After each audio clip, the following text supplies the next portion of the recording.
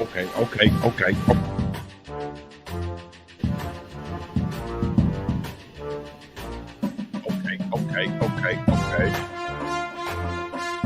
It's about to go down, baby.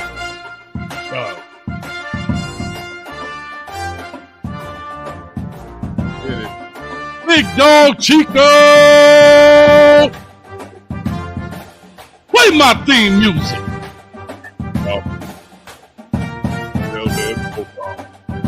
This is the prime debate.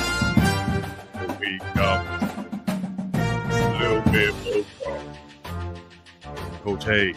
Yeah.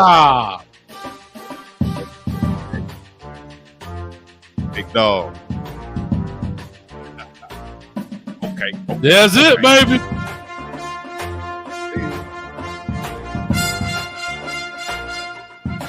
Play my theme music.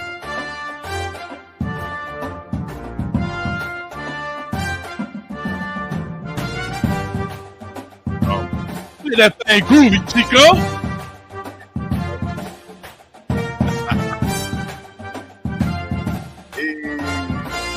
Hold on. We ready to rock and roll, baby. Already 100 in the building. Oh, nah. I'm loving it, man. In this thing. Okay, y'all already in the comments going crazy. You can go ahead and feature some of them comments, Coach Hayes, over there on that side. Let them know Let's do it, man. Let us know where you're checking in from, how you're checking in, what you're doing.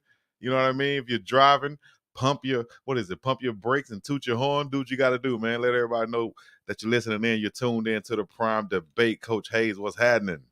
Oh, nah. I'm good now. I'm good. He got an old now. Hey, I don't have no slogan. My slogan is play my theme music. Here's my slogan. You need people like me so you can point your fucking fingers and say that's the bad guy. So say good night to the bad guy. Say good night. Anyway, man, let's give a couple of shout outs, do a little roll call. We're going to try to keep track of what's here. We are doing a dual stream. We are streaming on my channel as well as Big Dog Chico's channel. Like I said, go ahead. We can flip, flop, swatch. You guys go ahead. We just broke 36,000 subscribers. Chico, I don't know if you got a number count there. You can do the same thing. Just broke 16,000. So I'm a little brother on this thing. You know what I mean? But it's all love. You know what I'm saying? 30+ thousand for Coach Hayes, man, and 16,000 for your boy. Y'all go ahead and make sure you share this like this. Tell your friends and your families. Put all your devices on and show some love. All right. Appreciate you guys tuning in once again. Sure enough, man. I know that, like I say, we are dual streaming. So comments are coming in on both sides. Like Greg Larkin is coming in off your side. He said, "What up, dog?"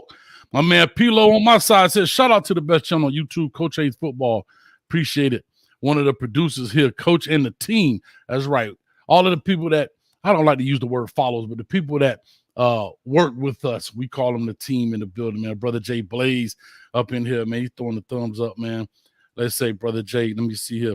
We got E. Brown in here. Meezy757 says should be another 5 show. What you mean should it be? Sound like you questioning it. Huh? Sound like you questioning it, big dog, Chico. There's no question. It's about to go down today, man. We got some things to discuss. We got Coach Prime just did his presser as usual, talking about the past week and the week to come, giving us some updates on some injuries for the team. Of course, Travis Hunter. Then we have the super freshman that played well against USC, had their breakout game, Omarion Miller, and, of course, Kamani McLean. We're going to discuss those things. Y'all let us know in the comments right now any questions you have so we can get them in before the end of the show, because we will be going to the callers. I'll say about midway point to the show. Shout out to Rob the Man.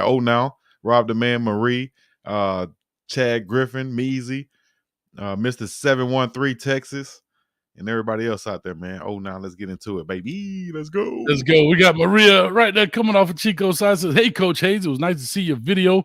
You were in Boulder. I do give you a hard time because you hate on the Buffs. I was rolling while watching it." Well, I love it, man. I appreciate it, Marie. We got to go back on that. We got to recap on that before we go any further.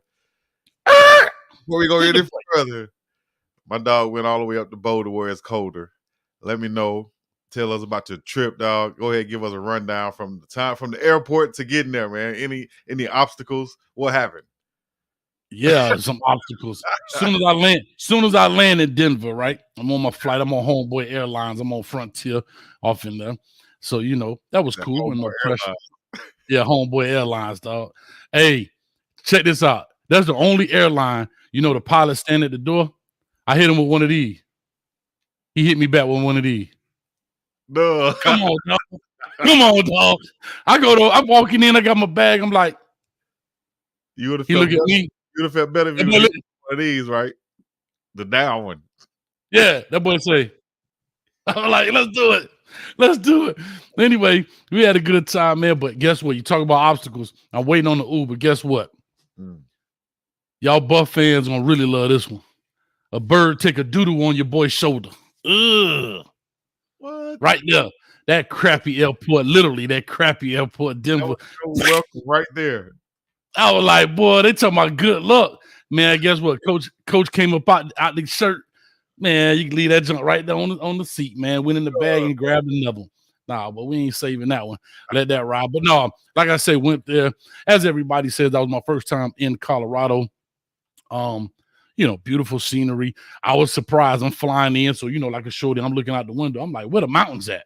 Well, come to find out, coming from the east side, it's all plains, it's flat land out there. Right. So I'm looking for the mountains, and so they tell me they're to the west, so forth and so on. But like you said, you go there, beautiful city, and what it is, man, just I've traveled quite a bit, but have never been to Colorado. And like I said, the mountains were beautiful and all that, a little hazy because they said the fires out of Canada or whatever. But anyhow, man, great. The stadium was awesome. The game atmosphere was awesome. And we'll get into that here in a little bit as we talk about the show. But, the people were great, and that's just kind of really what it was overall, man. Right. I saw you out on the street interviewing some people on your live stream. How did that go real quick? Good, man. That's what we typically do. You all know I am a Kane fan. So with that being said, when I go to the Kane games, I do the same thing, pregame, postgame shows, talk to the people. So it was good, man. We got a lot of people from USC, California. But here's what the great thing about it was. You did see a lot of Buff supporters coming from all over. I interviewed a lady from Virginia, people from Virginia, people from Atlanta and all over the place, man, just coming in to support Coach Prime and the Buffs, this season, man, for what they got going on. So it was good to see that. And it was pretty cool, man. Got some interviews. And y'all leave me alone with talking about your camera. Man, tighten up, man. Coach out there working. When you got 56,000 people trying to use the same cell phone tower, it ain't that easy. Yeah. It ain't that easy. If you try to go live out there, it's usually going to be at any football game, really, unless it's some type of updated SoFi Stadium or something that I don't know about. But at any football stadium or any event like that. Look at this. That's that Hampton U geography at work. I'm loving it, man. Appreciate you, CW, for the $2, man. All right. Uh-oh. Look like we lost Big Dog Chico, but we still rocking and rolling. I was about to get into it, but I'll just tell you a little bit more while he comes on in. Big shout out to all of the members. If you want to be a member, you're more than welcome. Go ahead. I believe he has membership on his channel as well, and I do on mine. So go ahead and join. Oh, there he is. Go ahead and join the membership page, man. You can read up on all of the perks. I won't spend time going through it as of right now. But anyway, we're ready to rock and roll, and we're ready to get into this deal. We got 255 on my side of the screen. I'm not sure what you got. We like to try to keep track because we want to build this thing up, and I think we got something special going on here, man. Yes, sir. I will have to check my number right now. I think we had like one. Somebody let me know the number if y'all know it right now. But we can go ahead and get into the show, man. What are we talking about? Are we going to go ahead and jump into it right now, or what? What you got coming first? Well, let's jump into it, man. This is the prime debate, as you can see. See it right up there, the prime debate. Yeah, there it is. All right. That's right. And we're here to just talk. There are going to be some things that we agree on, some things we disagree on, some things we might look at differently, and it is what it is. So put it in the chat, whether you agree, disagree, whatever. Let's have fun with it, man. Let's start this deal off, man. As we always go back to go forward, then we open up the phone lines real quick to let people know. If you call in, we're only taking questions. I know you want to give your point of view and all of that. That's great. But just simply pose a question to either myself, to Chico or to both of us, and we'll go from there. However, let's get into this deal. USC rolls into Boulder, right? Caleb Williams, Heisman Trophy come in. The beginning again, I'm standing there in the stands, and the game starts off, and they come on with that big run right there from Lloyd, number 0, kind of reversing field and going in. And just a quick recap, and then we could talk about it. USC kind of just blows that thing out the water in the first half. I think it was 34-7, if I'm not mistaken. Was it? Yep, 34-14. They scored right before the half. So 34-14 right before the half, and ended the game at 48-41. What were your thoughts and your takes on the game? Well, of course, I think everybody was thinking when USC comes out and takes a big lead, and they're thinking, "Oh, here we go again, Oregon game." And I even saw some people, they were saying they were leaving in the third quarter or halftime third quarter. They were getting up out of there. I guess that's that 15% that doesn't believe that Coach Prime is talking about. But my thoughts overall was watching the game live and getting those thoughts was, we just gotta find a way to get it together, because man on man, I think we could hang with this team. I think we're good enough to play with these guys, even without Travis, without Shiloh.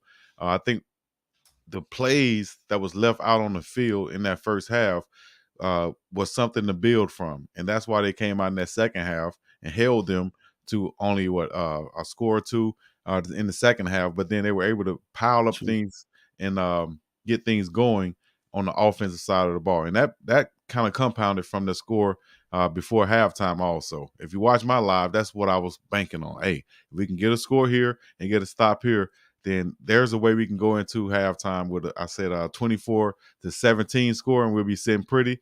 We didn't quite get there, but but the offense started rolling though.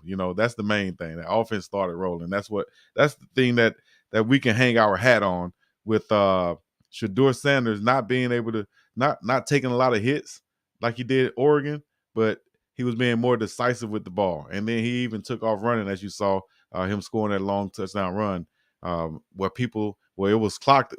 What did he run, 20 miles per hour? The fastest in college football. I saw on Instagram someone posted the fastest in college football from a quarterback this year, I think, on a run. So you have to research that. That's what I saw. Yeah, I ain't gonna lie. I think my boy Joe Milton actually beat that with a 21 mile per hour. Yeah, they didn't pull that up. They didn't pull it up. I know that's your dog, but they didn't pull that one up.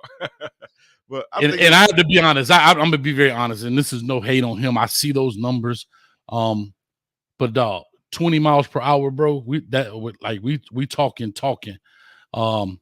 And I get it. I just look at those numbers sometimes. He shows some acceleration, that straight line speed.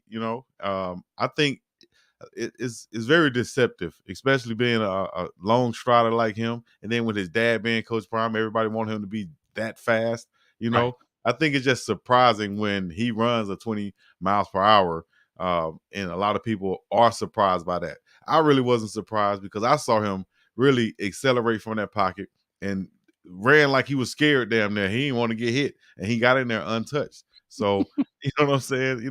That increases that speed right there. So, good game overall from Colorado, man. You got to be impressed with them coming back. You got to be happy with them putting up numbers in that second half and going to this next game versus Arizona State with at least some momentum and things to build off of. Yeah, definitely, man. And like I say, I mean, I look at it right now. Somebody asked, Coach, do I think Colorado will be bowl eligible? I've said from the very beginning, 6-6. I've always said that from the springtime until now. I'm not changing it. I actually did move it up to 7-5 because they did beat TCU, one of the teams that I did say that they would lose to.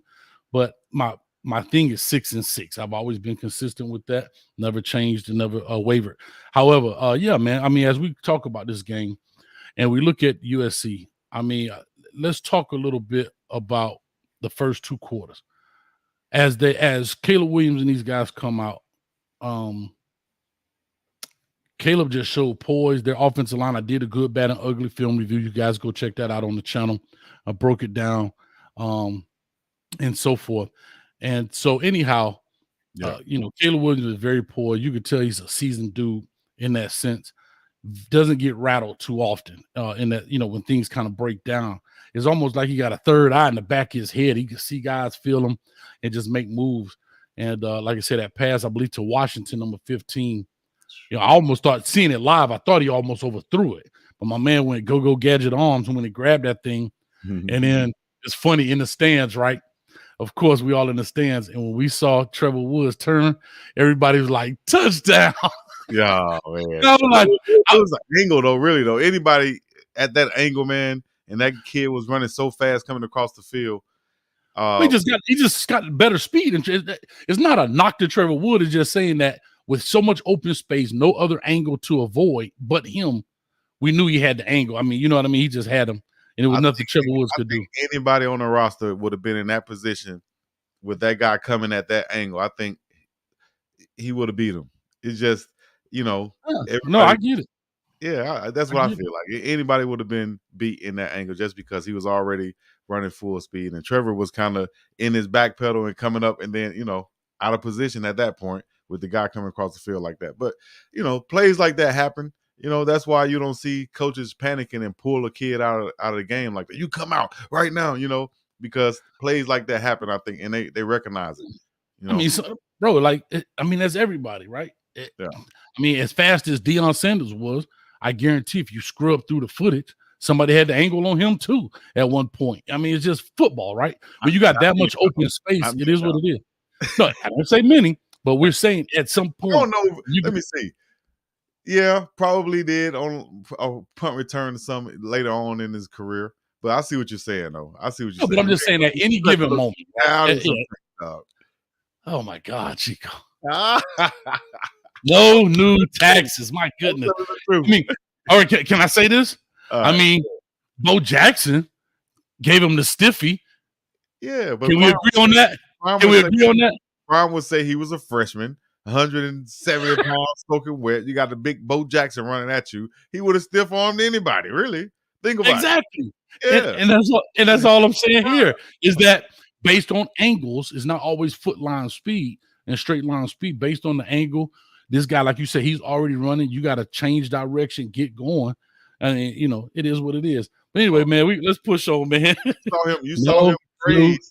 You saw Coach Prime praise this kid for doing a great job the whole game. He only had one negative play or bust, as they call it. And it's a kid who I've been calling for since game one. You go back, check the files. First time you and I talked, if you ask me about someone, I called his name, I'm sure of. And he got a chance to have his breakout game, so to speak, versus USC. He started in place of Shiloh Sanders. That's Rod Wood. I call him the tackling machine. He was out there. That's 29, right? Number 29. Came from Southern Utah University. My cousin played there with him, and he gave me a heads up and say, man, this kid right here is a baller. He should be, at top level type school. When he gets to Colorado and gets a chance to play, he's going to ball out, and that's exactly what he did. Let me see if I have his stats in front of me, but I'm sure he had like 7 tackles, and he was all over the field in coverage. Coach Prime, like I said, Coach Prime praised him, and you don't get much praise from Coach Prime unless you're doing your job, dog. And shouts out to Rod Ward for doing this thing. And we're going to get into the freshmen also that did that thing. Rod Ward, a grad transfer, though. Yeah, man. Like I said, 29 came out there and played. He ended up, I believe, as I looked at the good, bad, and ugly, that long play to Mario Williams, number 4. He kind of got turned around and stumbled a little bit. I believe that was a 3rd and 4 situation. And I believe Caleb just threw it up as a 50-50 ball, and they came down with it. He was there, but I believe it was hard because of the camera angle. It panned over a little late, but you see him coming out of a stumble. But like I said, overall, I thought he filled in great. I don't think there was a drop-off by seeing him out there. You know what I mean? I didn't see a noticeable drop-off out there. Now, coaches, because they know the ins and outs of football and their scheme, so they may see something that we don't see. But from the fan eyeball, I thought 29 held his own out there on the football field. That's exactly what I'm saying. If the coaches have went and real quick, coaches went and watched the film, and then you got the head coach coming and praising you, that's big time. He even made the statement saying, dog, you and Shiloh back there doing hitting like that, So what does that say? Will we gotta make a decision, I guess. Or will we see those two playing together a lot more coming to the latter part of the season? That's what I'm thinking. You might see a lot more of a combination of Rod Ward and Shiloh Sanders. and I don't want to keep saying I told you so or I sound like I know everything. But if you check my starters from the get-go, my 2 starters would be Cameron would be my star position, which is where he's playing at, leading the league, leading the Pac-12 in picks right now with 3. Mm-hmm. I would have Rod Ward and Shiloh Sanders back there as my cover guys and tacklers. That's just me.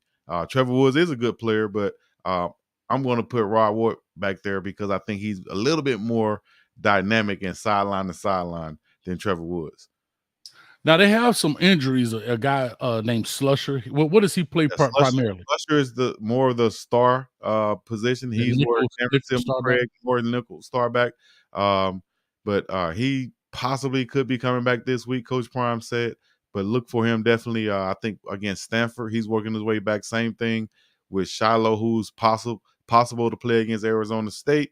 But I don't think Coach Prime is going to rush him back along with Travis Hunter, who he said in his perfect world that Hunter would be out for Arizona State game and the Stanford game because they have a bye week following that. So he said 2 to 3 weeks rather than another 1 week and then him playing the Stanford game. But knowing Travis, he's going to want to come back, at the time that they said originally, which was 2 to 3 weeks at the max.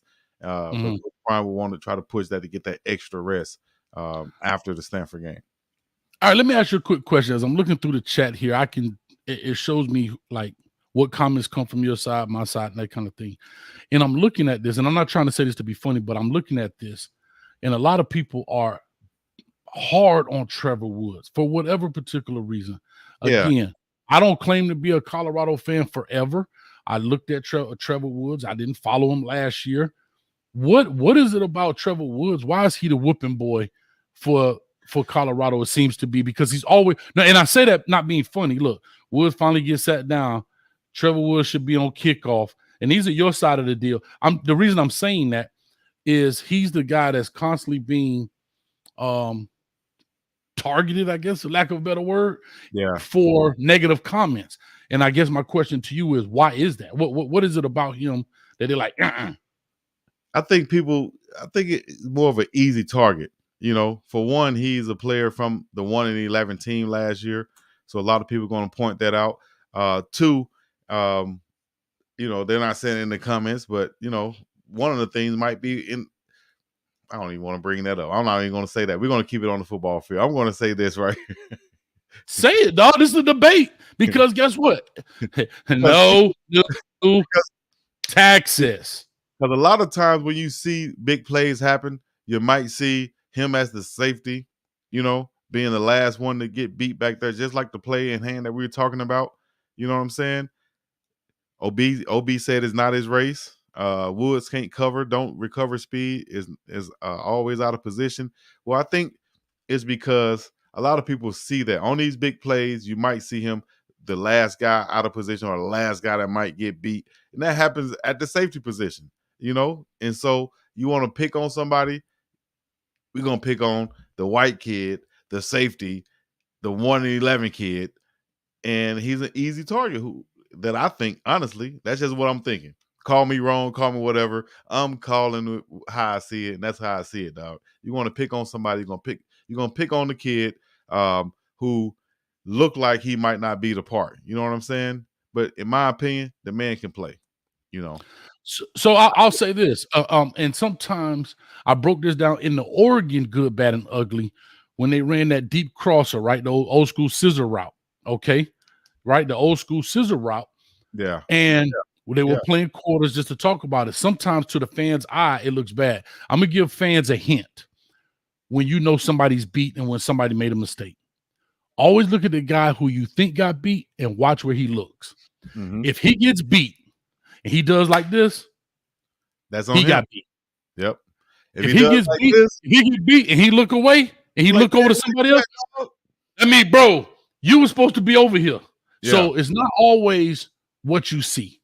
I just put it like that. It's not always the case. It's either, bro, you supposed to be over here, you out of position, what are you doing? Or we're not on the same page. And like I said, a lot of people just see that happening and they automatically say, pull him out of the game because it's an easy target. He's from last year, like I said. And on the football field, who are the minorities? It's not us anymore. it's the white guys. So especially on the defense and the defensive backfield, let's be honest. You know, they're going to say pull him out. He's getting beat. He's out of position. It's obvious. You can look at and point out the safety as that. You got people in the comments saying Shiloh gets beat too. You know, such and such. Well, I'm telling the truth. That's what it is. It's going to be easy to point out and say, take Woods out, you know, from last year's team and put in somebody else. Understandable. But if he's on special teams, that does make the special teams that much better, in my opinion, because you got a starter quality player on special teams, and I think they should have as many starter quality players on their special teams right now than anybody. You know, So I will say this, because I guess that's what I'm known. So Tanisha Barton says, I think we have some people better and I want to see them. I don't think there's a problem with that. He seems a step slow to me. Here's what I'll say. And to Tanisha, this is not directed directly to you, but I will say prior to the season, when you ask certain questions, oh, he a starter. He a thumper. He a hit. He gonna, and then now when the games are actually played, now look at again. Don't turn on these people. Don't y'all turn on them. That's all I'm gonna say. I'm gonna leave it at that. well, Because I like Trevor Woods, but I liked, and I said it from the get go. I liked Rod Ward earlier. People got on me because I said I don't think Trevor Woods should be a starter. That's not a knock on him. That's just me saying the other guy I think should be a starter based off of the scheme of the defense that I see. You know, people just looking at it and saying, is he a better player than him? Well, it's about fit also. And the fit that I see that's excellent for and that's going to be the way for them going down the stretch of the season for the Colorado defense is Rod Ward and Shiloh Sanders at the safety position because of what they bring back there. That attitude, smartness, they're in the film room, toughness, and they're gonna lay that hammer. Both of them. You run that ball to either side, you're liable to get smacked in the face real hard. And that's what you want from your safeties. You know, covering sideline to sideline and being there. yeah, real quick, Coach Hayes, they found Harrison against USC, didn't use him against Oregon. Why? Probably because 2 was on his back. I'm just calling it what it is. I just didn't have the time to locate the guy. And I mean, I'm just calling it exactly what it is. But let's get to that. Great segue. I thought Colorado did a great job in protecting 2. As I said last week on this segment, I said in other shows, if you keep 2 upright, he can hurt you. Right. And they did a great job in max protect. I pointed out in the good, bad, and ugly. They kept the tight end in to help out 6'9" Tank. They kept the running back in, right? They kept 7 men in protection, 3. And I said this before. I still got the notes. You don't need 5 wide receivers for Shedeur Sanders to hurt you. One of those guys will skate open at some point, right? One of these guys will get open as long as he can stand up. And that's exactly what you saw when he hit Jimmy Horn on that post on that versus that cover 2. He caught him slipping, right? The safety comes down, middle of the field. It's a cover 1, actually. Saw him coming down and so forth. Safety comes down. He hits him right over the top of his head. And even within that 7, I think 55, they were doubling. He pops off, and the guy almost got Shedeur at the last second, but has enough strength and whatever to put enough air on it and let him score, man. So that's big. Let's talk about protection. What were your thoughts when it comes to still giving up 3 sacks? Is what it is. One of them was a rollout. One of them, I think, was just a breakdown and so forth. But what do you think about the protection overall? You know, giving up 3 sacks as opposed to 7 last game. You know, that's an improvement. 7 and 4, yeah. They've been averaging 4 and 7, so it was 4, 7, 4, 7, 3. Okay, so that's an improvement. You know, whether it was better protection or better play calling, or just Shedeur getting the ball out of his hands, or the receivers getting open based off of the defense might not be in the bump and run situations more or less like Oregon was. Whatever the situation is, just like Coach Prime usually says, it's a combination of things. It's not usually just one thing when you're in pass protection and passing the football. You know, because easily quarterback can hold the ball too long. Somebody get beat on offensive line, or wide receivers not getting open, so on and so on. So I think it was a combination of things. Whatever it was, I think they were able to watch the film, put their hat on it, and that way they can go into the next game and do the same thing versus Arizona State, who's going to be a hell of a pass rush to deal with. They got some guys who can really get after it. So come in with that same type of game plan to protect the quarterback, Shedeur Sanders, and get the ball out quick, and also establish a run game. That really helped them out a lot. 79 yards on the ground, at least from Hankerson, if I'm not mistaken. So add more in from Shedeur and the rest of the runners. You had a good run game versus them. So down in the desert, I think it should be come in, establish the run, and get rid of the ball quick out of Shedeur Sanders' hands. That's going to continue to help protect him. I like what they did, like you said, by bringing in extra tight end to kind of help out the tackles a little bit. So that helps also. This week, though, you have an injury to the big right tackle, Savion Washington. Where are we going to go from there? Who's going to come in and replace him throughout the game? We saw Reggie Young come in last game, held his own. How is that going to affect them this week with another offensive lineman going down? Yeah, real quick, Ray 7, no, it was 3 sacks in that deal. Romello Height had a sack, Dejon Benton had a sack, and Jamil Muhammad had a sack. So it was a total of 3. No big deal in that sense. And yeah, you're 100% right. As we get into the run game part of this, I have to be honest, the one that stuck out the biggest to me, I know it wasn't a big run, but the goal line. I love the overload, the super overload formation, because overload is typically a tackle over, right? They went tight end, center, guard, tackle, tight end, right? So it was a super overload over there. Yeah, and so it caught USC off guard because they were a little shallow on this side, onto the bottom of your screen, left hand side there. And so I thought that was good. And he stuck his nose, his Hankerson, I believe, stuck his nose in there and punched it through. They did have some big moves, but like Coach Prime said, man, I wish I could have hit pause and put 3 right there in the open field to make them miss. And so, Prime said, man, dog, I wish we could have, pause, put 3 in there and make the change. But it was good to see that they did run the ball. And those were one of the keys to the games that I said, in order to win these games, you have to be able to run the ball. I don't care how pass heavy stuff is. You have to be able to run the ball, move the ball, eat clock, and be strategic in that way. As good as passing has gotten over the years and the evolution of the passing game, however, if you don't run the rock, it's hard to win ball games, especially with this new clock deal that's going on. With that. Yeah, definitely. And again, here's what helped out the running numbers. Shedeur not taking massive sacks. He's not losing 15 yards. Think about it. 15 yards, 15 yards, 15 yards, 10 yards. Bro, that eats away from your running numbers. You understand what I'm saying? So I totally understand that. -3 rushing yards. -3. Right.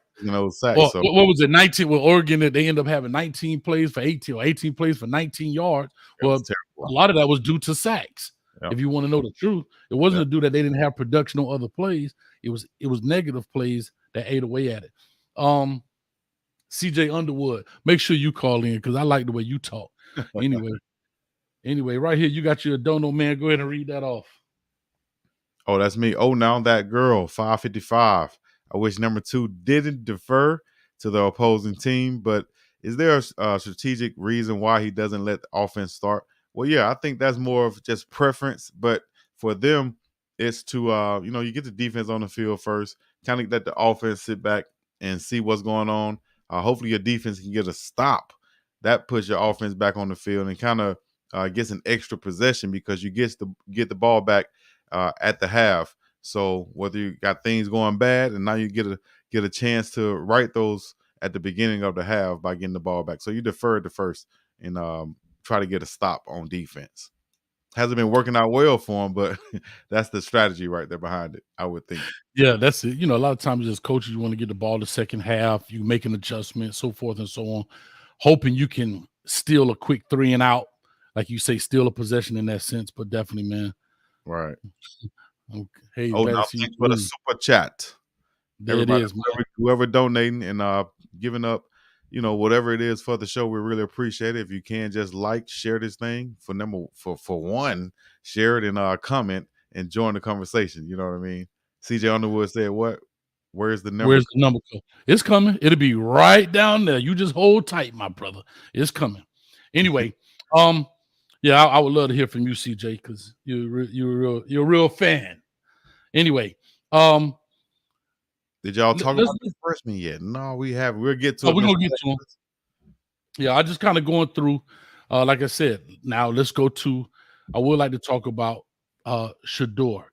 Shador Sanders, in my opinion, looked the same but different. What do I mean? He looked the same passing the ball, but he looked totally different getting out of the pocket, picking his feet up, fighting for it. You understand what I'm saying? He looked different. He like previous games, he kind of, and I know they were coming from all angles, but I'm talking about from TCU, Nebraska to all to CSU. He kind of just took the sack, right? Versus here, you see like the one on the touchdown where he kind of hot stepped out of it. That's the Shador I want to see. When we talked about offline, escapability. I'm being honest. Escapability. The one where the guy came, he Peter rolled tank, had him around the leg. He kind of went down, pulled himself up out of it, flipped his hips, and hit 14 on the sideline. That's what I'm talking about. That's the guy. When I kept talking about escapability, that's what I was talking about. I Chico. disagree with you though. I feel like he's been showing that throughout the season. It's just that one game, that Oregon game, where they was coming with the blitzes in the way that they did, and they were bringing defensive backs also, so that if he did try to shake and get up out of there, you got a more agile defender, chasing after him, and that's the number 33. You saw get 2 sacks for Oregon, as opposed to him getting rid of big defensive linemen, which he can do a lot easier than getting rid of those defensive backs. So that's what I think what you were talking about, you're alluding to. Also, like I said, Oregon came with a great scheme with those zone blitzes. Every gap was filled on their blitzes. I'm not sure if USC studied the film enough or was too prideful enough to not take some of those schemes out, but they definitely didn't, in my opinion. And Shador Sanders burned them and had those lanes to run, and he was able to identify them. And that could have come from the Oregon preparation also, seeing what Oregon was coming with and saying, okay, here's how we could have countered that. And here's how we could have beat this type of pressure and defense and scheme and blitzing and whatever, and then he was ready for USC. They really didn't come with it, and they still had these gaps wide open. That's why he was able to run for it. That's what I think. Yeah, I agree. Shout out to Sean Kemp, man. Coach, we were talking about it the other night. Sean, man, shout out to you, man. Met him in Colorado. He follows our channels and stuff. He follows our channels. Big shout out to him, man. Had a chance to hang out. So big shout out to you, Sean Kemp, man. Thank you, man. I got your text too, dog. Coach was hurting. Oh, I think I met Big Sean Kemp. Now Sean Kemp. I think I met you, dog. I don't know if I knew who you were when I first met you, though. I think I met you. You came up to me and said, "What's happening?" But now to you, though. You look familiar. Yeah, man. Big shout out, man, to him, man. Atlanta based, if I'm not mistaken. But anyway, so like I say, I thought he did a great job. Now, to your point and to what you said was USC didn't bring a heap of pressure. I think they thought they really didn't bring a heap. Like Oregon brought a heap of pressure. They were coming from the corner. No, they were coming from the corner, left, right. They was stunting backs. They were splitting arrows. They were doing all those type of things. Or USC was kind of just saying, hey, and again, they had the 3 down linemen, so they dropping 8, that kind of stuff. And I always thought, in my opinion, even though Shador is, or I don't know what his current status is, but going into the USC game, I believe Coach Prime said that he was the most accurate quarterback under pressure. Fine. I still think he's more deadly being back there in the pocket, sitting there. I'm going to put pressure on him. I've seen the other previous 4 games where pressure created it. I'm going to emulate that if I was going to play them. And of course, USC didn't do that. They didn't do an abundance of it. They hit them here and there. But I definitely would have put pressure on too to make him make a decision to make it quickly. And maybe it's easier said than done. Maybe, like I said, they made adjustments this game, and with that, with the pickups of the keeping the tight ends in, and maybe better blitz pickups, and like I said, just better hot reads for Shador. I think they were ready for it this game. That's why it probably didn't work out. I don't see a situation where a team beats us on these blitzes and we come into the next game with the coaching staff that we have, I don't think we come into the next game and get beat by the same thing, dog. If that's the situation, dog, then we need a whole new staff, dog. We were just being praised about how good this staff was and everybody coming together and where they coming from and so on. I don't think that we're going to go out there and get beat by the same thing. If so, then we got a problem. So, well, I'm gonna talk about that. I'm glad you bring that up. I'm gonna talk about that as I flip the defense here in a second as we go through this deal. Now let's go to the receivers. I know we want to talk about the freshmen. Did I use it properly? All right. Did I use it properly? Did I use it properly? Yeah. That All was right. pretty good. I try my best. I try my best. So as we look at it, right, and we say to ourselves, the receiving core, we know that, of course, Travis Hunter is out, right? But I thought Weaver did a good job. Jimmy Horn came back around to the normal Jimmy Horn stuff. I know he had a couple of things here last week or whatever. We saw Javon Antonio. Am I saying his name correctly? I think he went out with an injury, big body. They bring in 14 Omarion Miller. Talk to us, man. What's your thoughts about Omarion Miller coming in? And of course, Shador corrected the reporter. I love it, man. He corrected the report. I think he called him Marion. Yeah.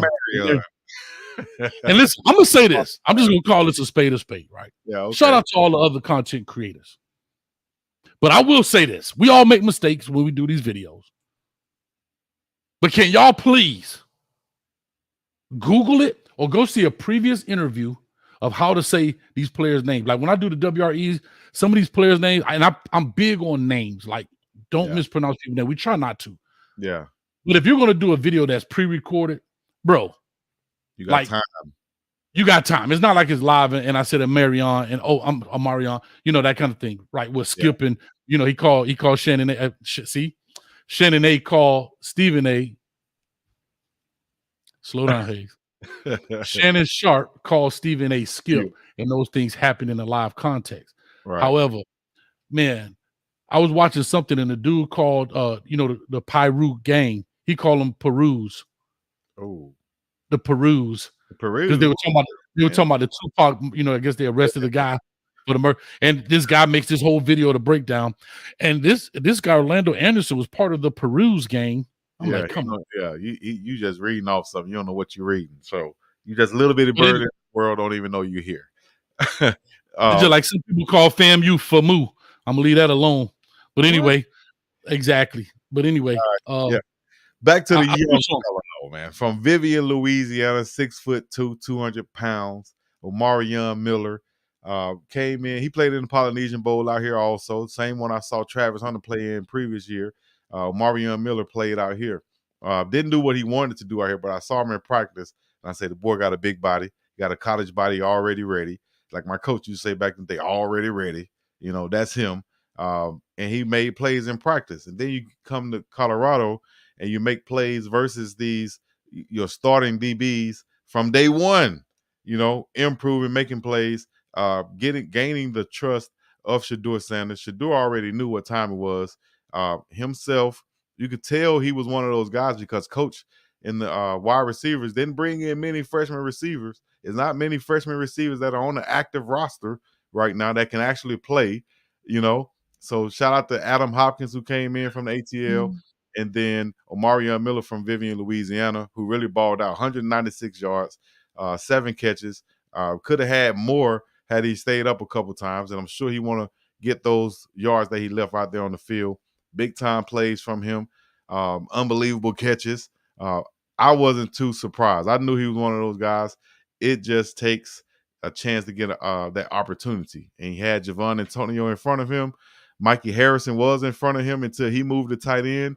That put him in position to be number 2 on the offense, and you see what he can do now. The question is now, will he start next game? Will Javon Antonio start? You've seen Coach Prime say, hey, we need to get him the ball along with a few other guys. So I see you smiling over there. You got some comments you want to get to? What are we talking about? No, I'm laughing because, I do a college fantasy. And boy, if he didn't fly off the board, because Tuesday is when it breaks over at 4 o'clock. Okay. Man, Omarion Miller gone, boy. You can't find him. A lot of people are up on him right now, thinking that he's going to ball out continuously for the next game. You got to realize, though, they have a lot good wide receivers, and Shadour's going to throw it to whoever's open. So you got Xavier Weaver you got to contend with. Jimmy Horn Jr., who's leading, had 2 touchdowns last week. Travis Hunter probably come back the next week or the following week. Travaris Dawson and Antonio. And then you got to compete with Michael Harrison catching passes also. Definitely, man. Golly, we already 45 minutes in. We ain't even got the dog on. Okay, we didn't even got to the defense yet. Real quick, Eileen. I want to say something, Eileen. I ain't worried about this comment. I saw them comments you put in my chat. Talking about I'm half black, half Chinese because all them chins. Matter of fact, Eileen. Anyway, I'm just teasing Eileen. I've been called Chinese my whole life because of my eyes. So I try to keep them open like this, but it don't. Every time I smile, my eyes gonna get tight anyway. So, dude told me I look like Boo Capone. I don't even know who that is. But anyway, Chris E, I got something for you too. You call. I saw your comment in there talking about Cole Hayes always be switching side. Yeah, Chris E, you gonna get on the second shirt. You already on the first one. Anyway, let's keep pushing this deal, man. No. Y'all let me see. Okay. I ain't worried about it. Here we go. We got like 675 people on this side, man. Y'all keep shooting them up each and every week. We getting more and more. All right, we got 878, 879 over here, man. So I'm loving it, guys. We should be banging the like button right now. Drop an elbow on that thing, man.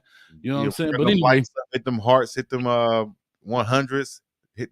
Turn the comments up right now, real quick. Like while we on this thing, let's go. The number is coming soon. We're gonna drop that number soon for you guys. TJ Underwood, the world don't work around you, dog. Relax, chill out. We're gonna give you the number. Chill out. Golly, you got a curfew? Anyway,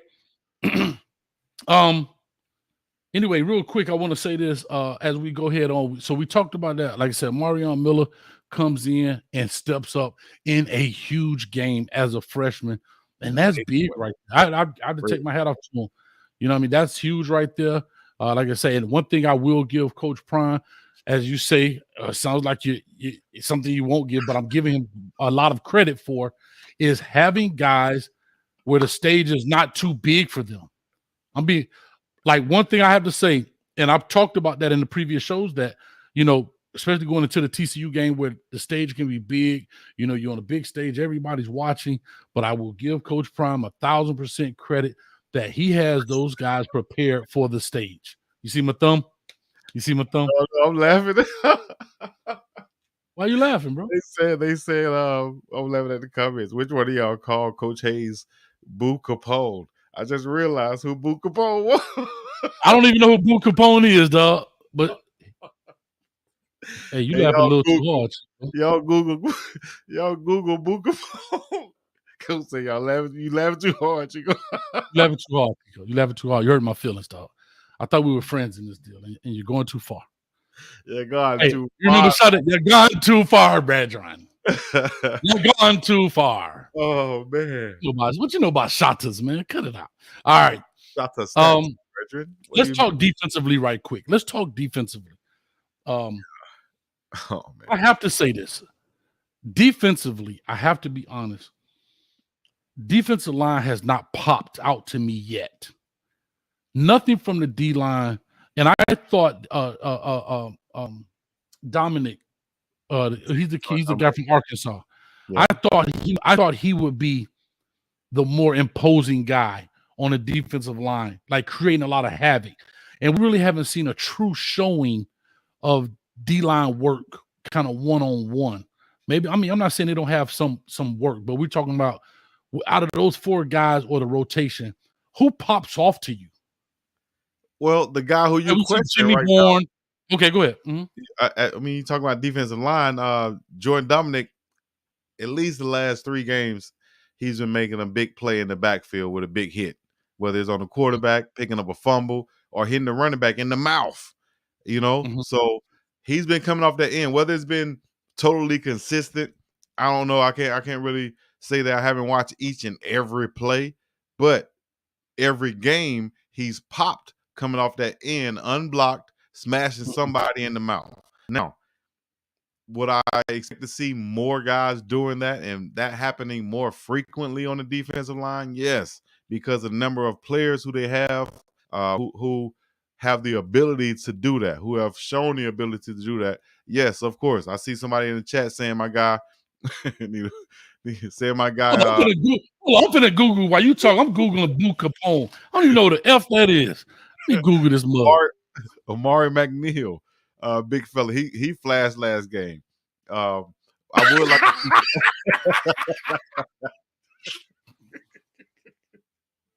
he looked just like Blue Capone. Hey, Samuel that's like funny. Samuel. That's funny. I seen this dude on the comedian. Yeah, he's a comedian. That's what made me. I was like, "Who is Blue Capone?" I thought it was a rapper first, but when they said comedian, I started laughing immediately. It's the eyeballs, dog. I ain't gonna lie. That's funny. Y'all about the same color. Yeah. You know. Oh man, that's hilarious. You can't even deny. I'm gonna tag him in this video when it's over. Nah, that's funny. I didn't know who he was, but that's hilarious. I've seen him before, but didn't know what his name was. That's hilarious. Yeah. Oh God. Anyway, I'm sorry for laughing at you, but go ahead, man. I'm sorry. That's a good one, y'all. Anyway, go ahead. They hit you that old school. Woo. But yeah, the defensive line once again, man. I did expect them to flash. I would say a lot more consistently. Let's say Maury McNeil, Jordan Dominic. I want to see Kyrie Mans. I want to see DV Harris. I want to see Leonard Payne a lot more in the backfield. Bishop Thomas. Big Bishop in the backfield. I want to see a lot more of. Shane Coates. I want to see it. I would need to have these guys' name called a lot more in the ball game rather than hearing so much of the safeties called, so many tackles at the defensive back position, linebacker position. Let's get these defensive linemen, getting it, defeating the blocks rather than eating the blocks is what I'm trying to say. Let's get them doing that. Yeah, because to your point, and we all know if you know football, when your safeties and stuff are leading tacklers, that's leading to an issue. That's really leading to an issue. And like I said, as I look at this deal, you still laughing, Chico? Yeah, I'll try not to, though, but that's funny, man. Hey, that's it, man. Show over, man. I'm out of here, man. This done. Coach Hayes going, y'all. He dipping out. All right. So real quick, man, as we look at this deal, man. Hey, we at 839. Let's get this thing to 1,000. Come on, y'all. We can get this thing to 1,000. They call me Tyler Perry. I done heard it all. I done heard Tyler Perry. I done heard I heard Buster Rhymes when I had my dreadlocks. They used to call me Buster so much. Oh, you had dreads though? I didn't know that. Oh yeah, I had dread 20 years. They was down my back. Oh wow.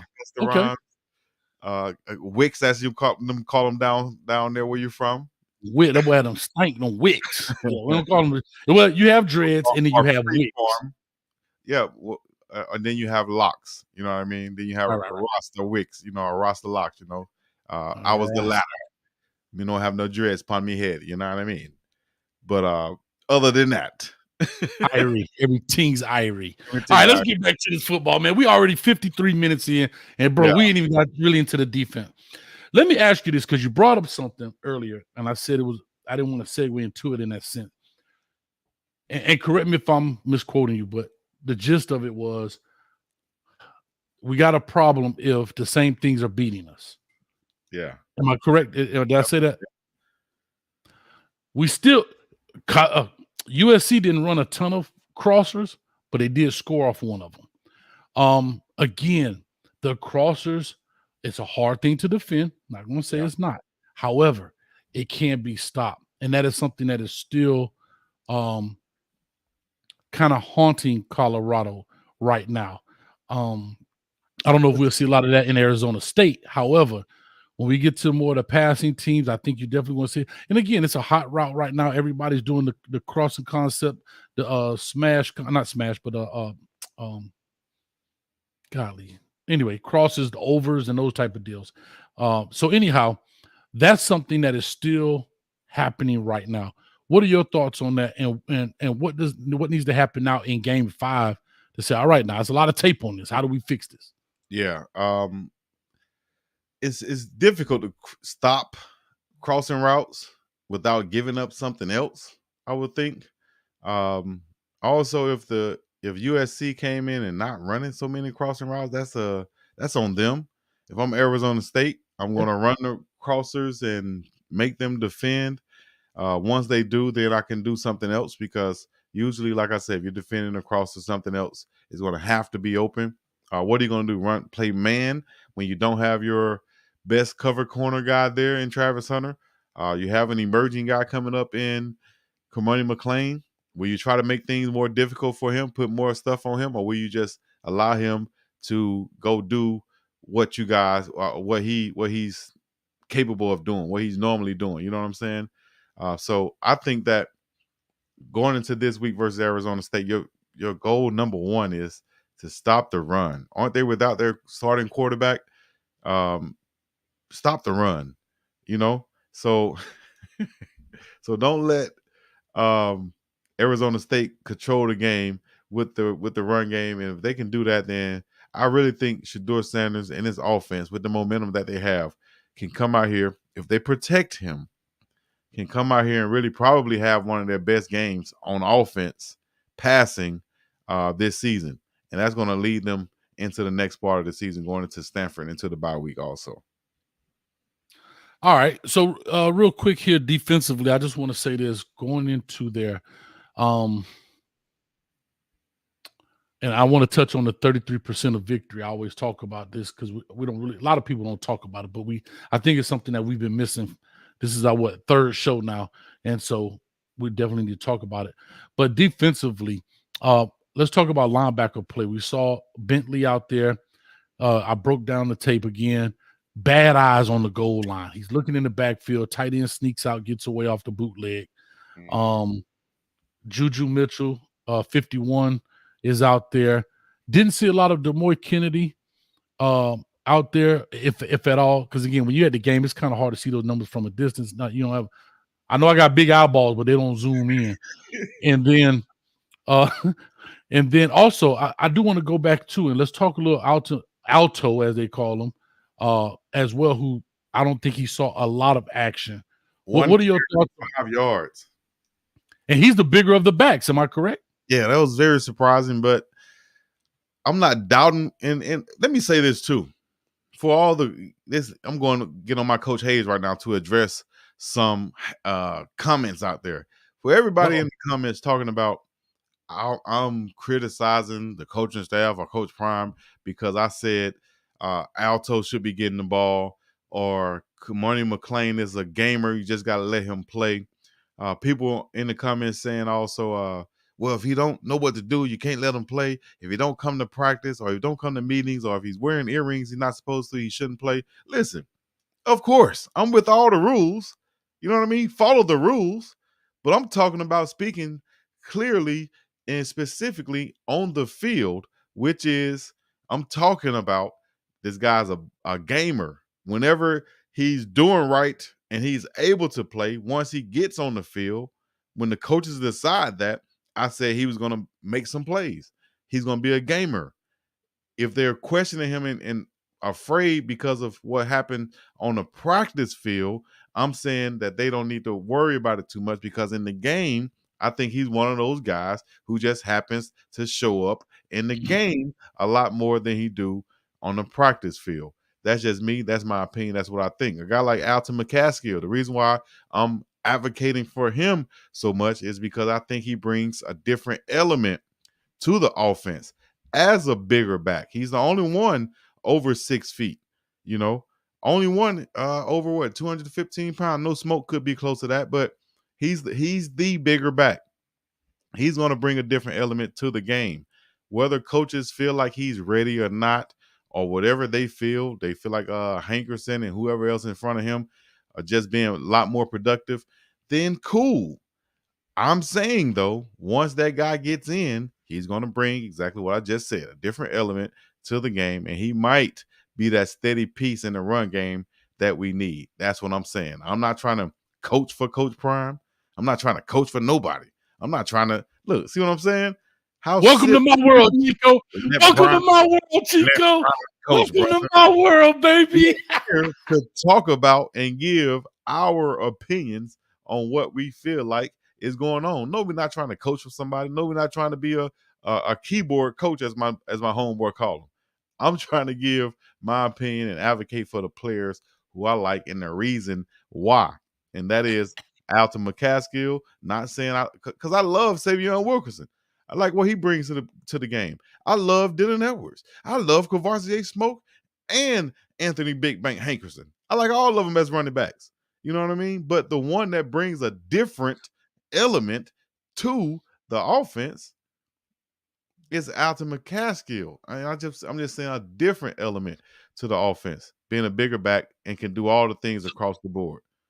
That's all. So quickly, let me ask you: do you know? I don't know. Is he healthy? Is he 100%? Is he worth more than, as you said, one carry? Is he? Can he? I mean, because bro, let's look at it now. Running backs only get 8 carries a game, and that's like a big game. So, hey, all right, now when comments come in like this, you guys are killing your credibility by saying stuff like Chico was a 5-star water boy in high school. Like, that just kills your credit. It ain't even funny. It kills your credibility, Daryl Page or whoever it is.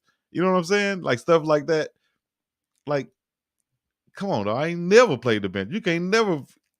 Anyways, what was the question? Yeah. So my question is he healthy? Is Alto healthy? So I would lean on the coaches on it. That's why I said I'm not trying to say he should be playing. He need to be playing next game. Whatever they feel like is cool. But once he is, he's going to bring this, is what I'm saying. So if he is, if they feel like he's healthy enough for one carry for 5 yards and then bring him out, then that's what it is. You know what I'm saying? I'm sure he feels like he's a lot more healthy. Whatever the plan is for him to just kind of, get his feet wet this game, next game, go through that bye week. You still healthy? Yeah, I feel real good, coach. Okay, now we can ride you like a horse for the rest of the season and go like that, because you still got years left, dog. We're not just trying to get a trailer. We're trying to get the whole movie. So take your time and we'll bring you back. Even if we just have you for the second half of the season as a full Alton McCaskill, we'll take that. That's what I'm saying. Here's what I'll say. Here's what I say, because we got to push this thing because we having a good old talk. Yeah. But if you're good enough for one carry, I think you're good enough for 4. Well, not necessarily. Nah. Oh, you said 4.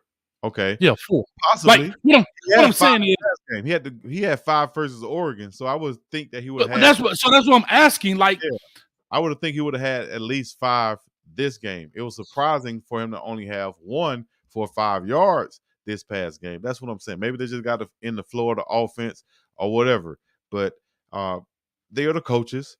They're making the calls. I'm not questioning it, but I am having confidence in the young fella once he does get in the game, because I like his game and I like what he brings to it. That's all I'm saying. Simple as that.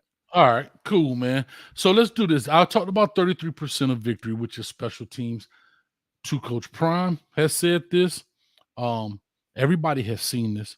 Every week there has been a problem with special teams. I don't think out of the 5 games they've played, there has not been a special team snafu in some form or fashion.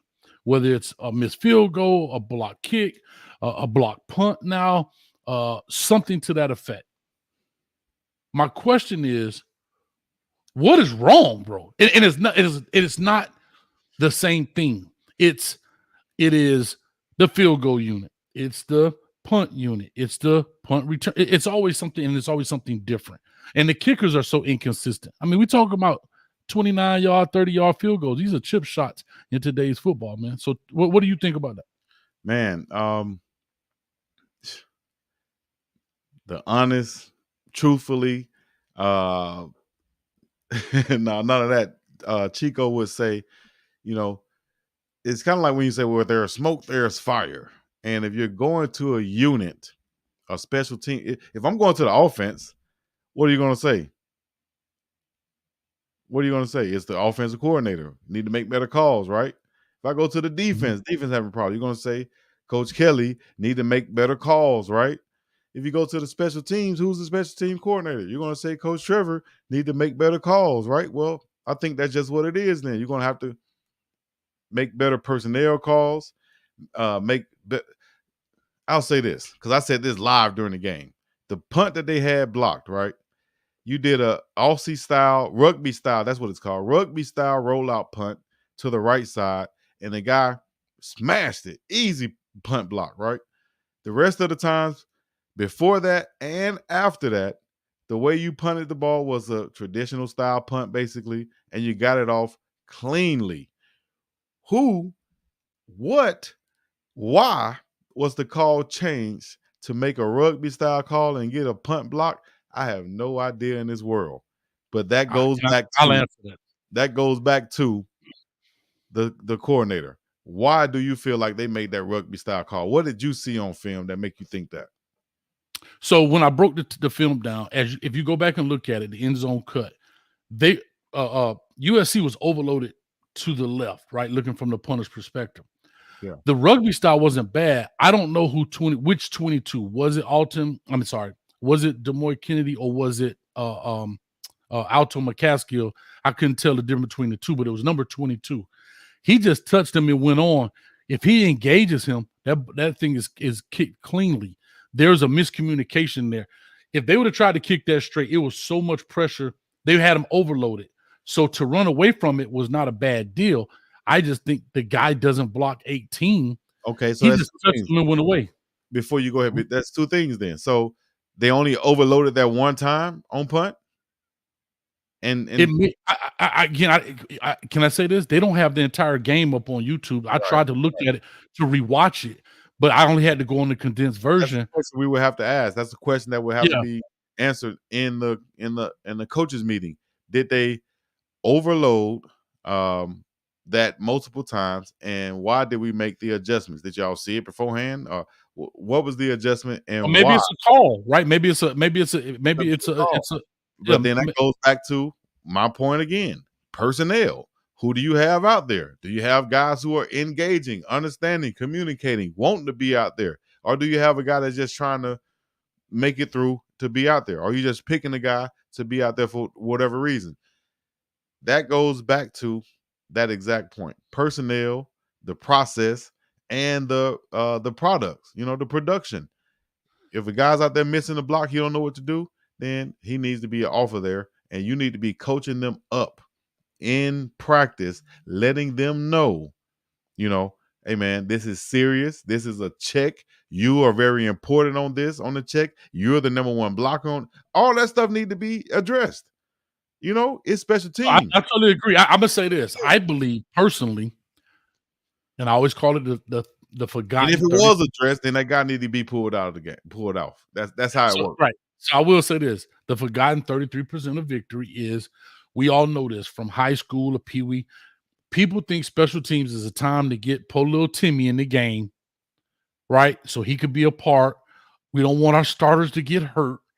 That kind of thing. I'm not saying that's happening. I'm just talking about you ask why, and maybe that is some things where maybe somebody can do a deep dive and get to these games and look at the numbers. Are these starters? Are these second string guys? Are these third string guys out there? And so forth and so on. But anyway, I just wanted to bring that up. That's something that needs to be fixed in this deal, man. Headphone tripping. All right. And so that's how it goes, man. Anyway, you can roll. I talked about it.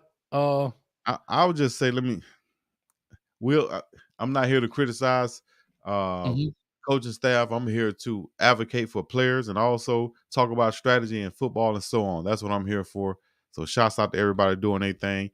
On a lighter note, keyboard coach, on a lighter note, the guys have something I think that is very just an amazing opportunity for all of them to have, and that is that NIL situation where you can go online and purchase player jerseys with their names on the back. I'm not sure how it is at all the other schools, but I see at Colorado they have it set up to where you can purchase Colorado gear, but you can also purchase specialized stuff for players, with the name and number on the back. You don't have to go to the Easy Zoom t-shirt shop and get your stuff done anymore. Now you can order it officially offline. I think that's some dope, great opportunity for them.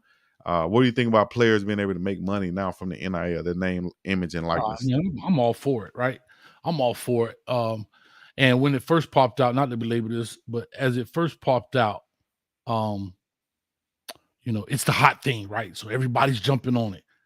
I knew it's like Bitcoin. When Bitcoin came, everybody eventually levels itself out. What do I mean? Meaning everybody's not going to get an NIL deal, guys. right? Everybody's not going to get one. It's going to get to the point where these companies realize. Now, I'm not talking about collectives. I'm talking about NIL deals with companies where you got Caleb Williams and you got all these people. The top head honchos of college football are going to get NIL deals. Collective is not an NIL deal. Collective is something that Coach Prime has spoken negatively in regards to collectives. That is pay for play. The collectives, I'm just gonna call a name, the Buffalo Collective. You give her a bunch of money and say, hey, we're gonna give X amount of dollars to this player, that player, and so forth. That's different. But if you're out there, sponsoring Coach Hayes cane juice and you get a check for it, then that's an NIL. You're using your name, image, and likeness. Because how are you getting money and you never appear for anything? You're not using your name, image, and likeness. So I'm all for these players. Or to your point, the jerseys. If you want to have jersey sales and they cut you a percentage of whatever that is, however that's worked out, I'm all for it, dog. Pay these shorties, man. For real. I think that's dope. We didn't have a chance to do that. I think Alabama is doing now. They're taking advantage of the former players out there who played previously. Now they're having an opportunity to cash in on their name, image, and likeness also, because you still have a name, you still have your image and your likeness being an Alabama football player. So they're bringing them back into the fold to where they can go out and make appearances. They can sign autographs. They can be at the games, sign jerseys or whatever, nostalgia type things, national championship type things. I think that's a great opportunity for former players also, especially the guys who never made a dime off of college football, but people still recognize them. They didn't go to the league, but you know what I mean? Everybody still know that they're, the big D tackle from the Hurricanes. You know what I mean? He need to be signing some autographs at the game somewhere. So I think every school should follow that model. I totally agree with that. Indira, excuse me, Stone, please give the link. I'm not sure what you mean by that. Think they want, maybe you know Chico. Y'all ready to call in? It's 112. 12 after. We ain't even talking about ASU yet. Let's talk some ASU. Let's talk ASU. We're gonna go through that. Here's what I'll say. Okay, you go through ASU. You could lead it however you want to do it, bro. This is Coach Hayes and Big Dog Chico and Coach Hayes. Is 2 + 3 and 3 + 2. So go ahead, Chico. You got it. Talk to us. Right. Shout out to Rosecrans that was in here last time. Right. Shout out to West Coast. So keeping it on the West Coast. Out there in Arizona State, I'll be at this game. Coach Hayes was at the last game. I'll be at this game representing. Not sure if I'm going to do the street, perspective the same way, but I do have some type of way to do it. So we're going out there to Sun Devil Stadium, Tempe, Arizona. It's going to be live. It's going to be hot. The prediction on the game for me, like I gave earlier, would be for them to write that down. For them to go and get a big win versus ASU. It's going to be tough in the first quarter, maybe, but I think that passing offense from Colorado is going to show up big this game. That defensive backfield won't be able to stay with the speed of Colorado. They might try to come with a more physical ball game, which I think they should as Arizona State. If not, or even if they do, they're going to get beat deep on several plays. I think big game from Colorado on this one. Chico got to hit them Tempe streets. Man, hitting those streets. You said score prediction. I was ready to write it down. What'd you say? Oh, score prediction? No, I just said prediction. We'll get the score prediction at the end of the show, right? Oh, okay. I was ready. Score prediction at the end. Anyway, I'll just tease it, man. It's all good. Here's what I'll say. A lot of people talked about this. I've been watching several shows, and even the bigger talking heads here on the network channels talk about don't overlook Arizona State, just like Coach Prime said as well. Let's talk about this.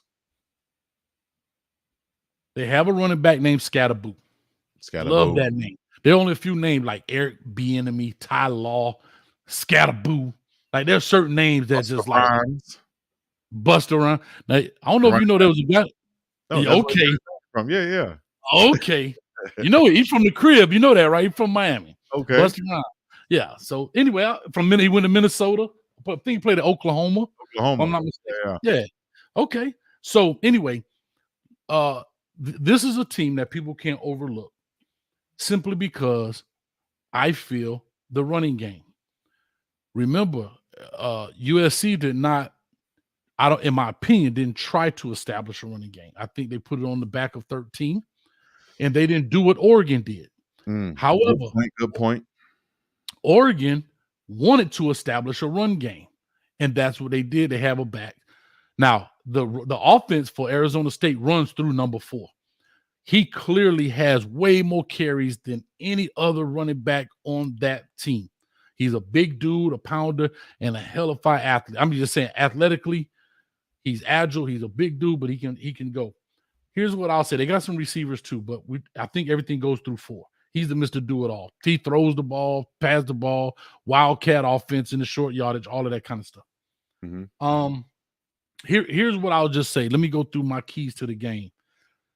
Defensively, for Colorado, they must stop number 4 at all costs.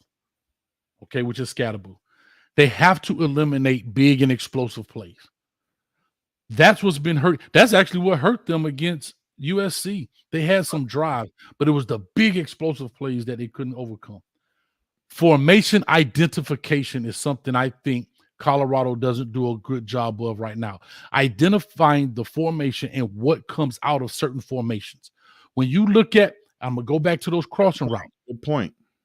When you look at the crossing route, look at the receiver splits. Look at their splits tell you the world. Right. You can't run a crossing route 2 yards from the sideline. They're going to be 2 yards from the offensive tackle. You have to alert, whatever that is. Exactly. Our alert used to be dragon, right? Dragon, like a fire, meaning look out for the dragon. There's okay. But anyway, that's how I look at it. And also the quarterback.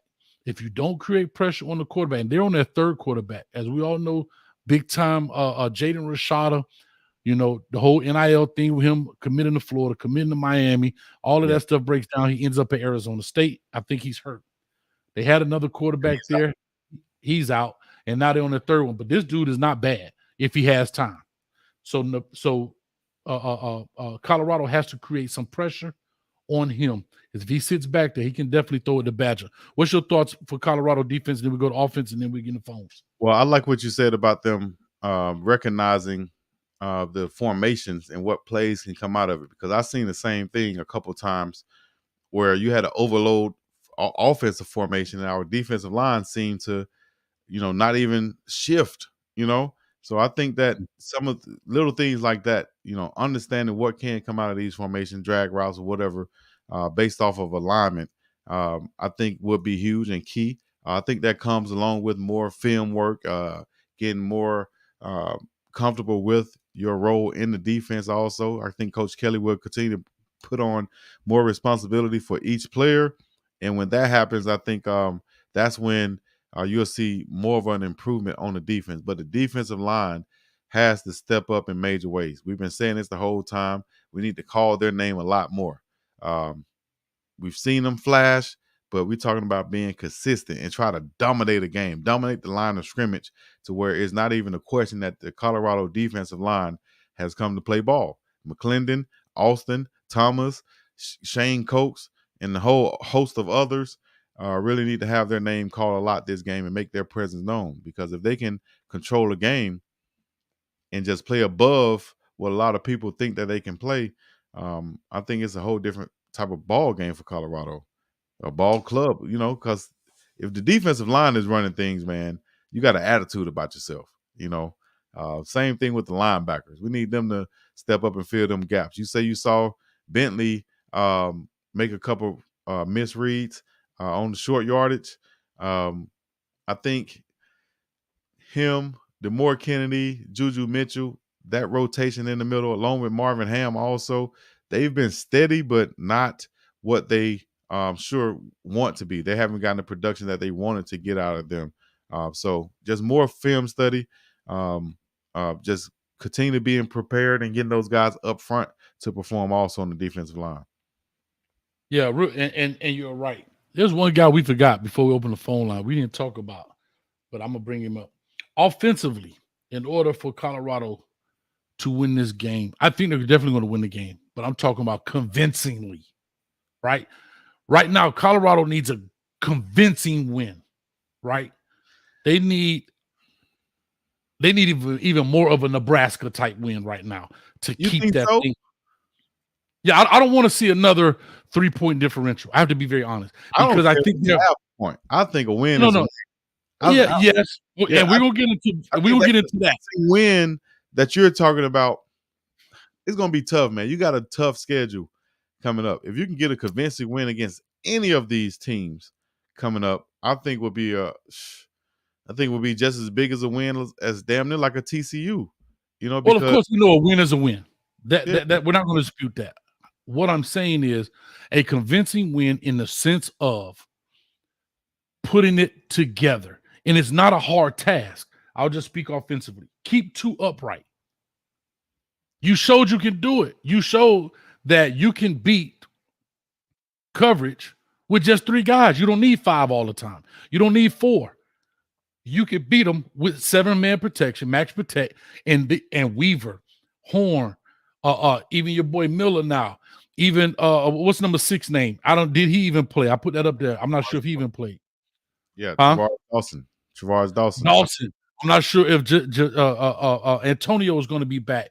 What I'm saying is you can show with number 2 and his accuracy that he has, you don't need 5 receivers all the time in order to be deadly, but you got to have 2 standing up so he can shoot his arrow, if that makes sense. Yeah. Right. And but so, and I think they can definitely do that. I'm not all for each time having max protection because, like I Hold on, said, I'm not going to say each. okay. Come on, Chico. I'm not saying that every time you throw the ball, you got to have max protect, but we have to see it more than what we've seen the first 4 games. I'm not saying you're going to go out there every time. 5 wide is what they like to do for a while, but come on, let's not say each. You know what I mean when I'm saying you got to Yeah, see it more a on lot the 3rd more. and 5s. Okay. Yeah, and give your receivers a chance to get out. I think a lot of times, though, Shador has made a lot of his big plays scrambling outside of the pocket. A lot of people don't give him credit for that. He's made a lot of big plays after he's gotten flushed outside of the pocket. Same way he made that throw to Amarion Miller, rolling to his right side, boom, throwing a dart back across his body. I think that has been overlooked a lot, his ability to make plays outside of the pocket. So I don't think just so much of because if you're going to max protect, of course you're going to take another guy out from going out on routes. But at the same time, I've been seeing us just miss the protection calls. So like I said, you got 4 or 5 guys rushing, you got 5 guys blocking. You don't need max protection for that. What you need is better pre-play adjustments and better production from the guys blocking the 5 rushers because you got 5. I'll say this, and I know the hater meter is going to go through the roof. Here come the hateration. Yeah, but I'm just calling it what it is. 69 is just 60. yeah, but 69 is just not good right now, and he needs help. He does. Okay, right? so that's what you're saying. So that's the No, no. reason for max protection for you. You're saying that they're just not good enough, and they need Correct. that extra body. Correct, because you'll see 5-on-3, and they'll still get. Think about this. You'll see 5-on-3 protection, right? Just 5-man protection, and they bring in 3, and 2 is still getting a guy in his face. They're just not good. That's just unacceptable right there, and that's what unacceptable. Yeah, but that's theory versus reality, though. Like there is not going to help you 5 guys versus 3, right? If you put a whole nother body back there, 6 guys versus 3? You're just gonna have 2 other guys out there just blocking nobody, acting like they're helping now. No, they're not. No, Chico. Let's go look at the Jimmy Horn throw. They were in max protection. They were doubling 50, and 55 is not that good either right now. The center, Van Williams, and as well as now you lost the tackle, and now you got the backup dude there. He's not as good either. Let's go look back. Go look back at it. You can even look at my good, bad, and ugly. What about even with the 7-man protection? The tackle was with 55. He leaves him, abandons him, and goes over here for whatever reason. And when Shador throws that ball, a half a second more, he's hit. What I'm saying is, without that extra help, without that double team to that center, 55 was beat like that. That play never gets off. I'm just calling it what it is. So this how is no many hate. rushers was it? 3. 3 rushes. How many blockers was it? 6. So why do you need an extra one? Because if that extra one wasn't there, 2 would have been on his back. That's because of missed assignments and not being productive. Anytime you have 5 guys blocking and less than that rushing, and the quarterback gets hit, that is on the offensive line. I agree with you. But Yeah. regardless, So what I'm saying is this. Hold on, wait. That's on the offensive line. So Agreed. adding another blocker back there, I don't think helps. I think the offensive line has to be better and produce more because you only got 3 guys rushing and it's 5 of us. There's no excuse. That's like I got 5 brothers, or it's 5 of us walking down the street and 3 guys coming down here and they beating us up constantly. And you go back and say, we need somebody else to come help. And your mama and dad or your friend gonna say, wait a minute, it's 5 of y'all, right? Yeah, it's 3 of them, though. But it's 5 of y'all, right? Yeah, it's 3 of them. We can't beat them. So it's 5 of y'all. I'll just keep saying that. It's 5 of y'all. Aren't y'all the same size? Aren't y'all going through the same? Aren't you training? Aren't you a D1 athlete? What the heck you need more? But more you got a different skill set. 3 Mike Tysons versus 5 Coach Hayeses. We sleep. And that's what you're seeing. Chico, let me ask you a question. No. We're not talking about football. We're talking about Power 5 offensive and defensive linemen. You feel me? Chico, but it doesn't matter. Your skill set is not that good. How about this? That's just like saying that's just like saying That's just like saying hold on. That's just like saying when Randy Moss got double covered, he threw his hand up and still beat him. You got to have help because they're not good. The guy in front of him is better than him. Even if you go 3 on 5, watch this. You go 3 on 5. No reason why 3 on 5 should be, because half the time the offensive lineman be out there, and I'm not talking about just Colorado. There's any offensive lineman. Watch any game, whatever game coming up next. You watch this game. You're going to see offensive linemen blocking air when there's less blockers. I hate to see that. Shout out to my dog Jeremiah Wright, who played for Auburn. He don't take that, dog. He go and smash the next guy ear hole off. Ain't no need to be blocking air. Find Chico, somebody to block. Let me ask you a question. Chico, let me ask you a question. All you're going to do is have another guy blocking air. No, you're not. You need the double team. You're not blocking air. Simple math says 3 against 6. You divide that 2 on 2, 2 on 1. That's what they need.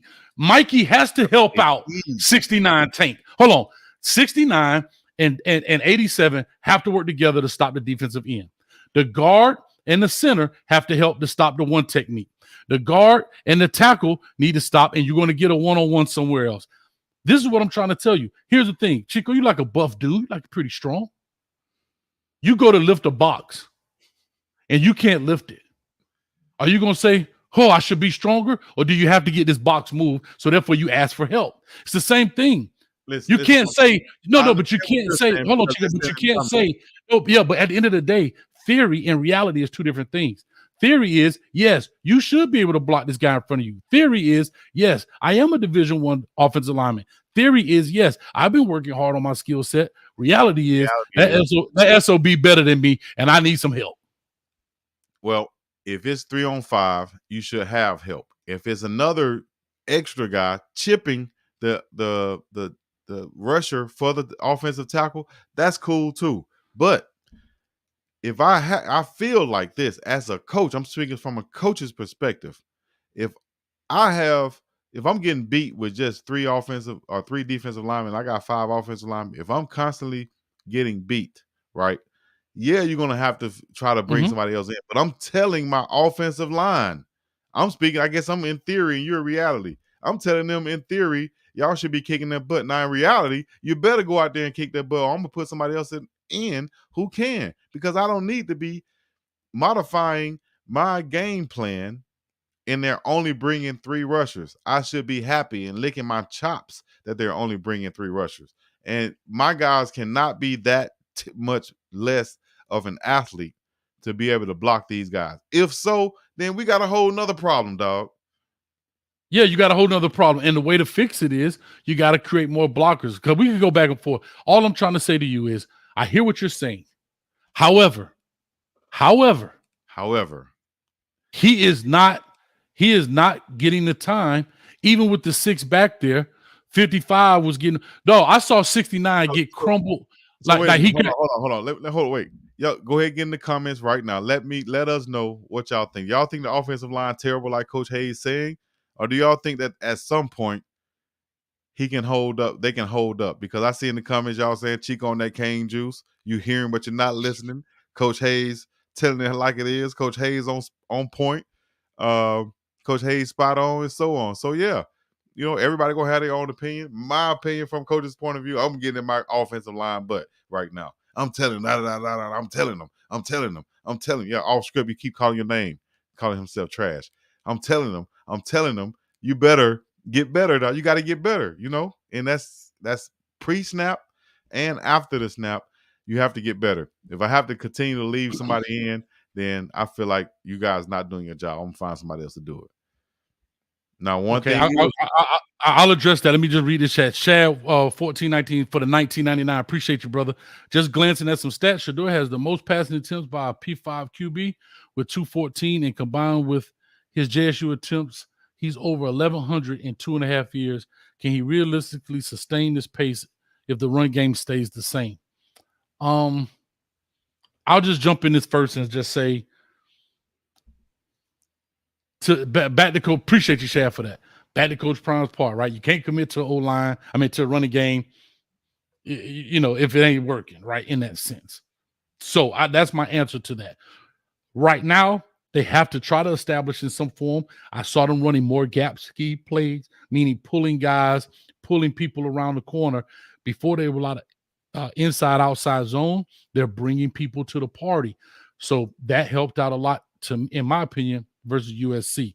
So maybe that answers. I'd like for you to go ahead and answer, Chico, and then I'll respond back to what you were saying. Man, I'm looking at these chats real quick. But myself, do I think the question is, can he realistically sustain this pace if the run game stays the same?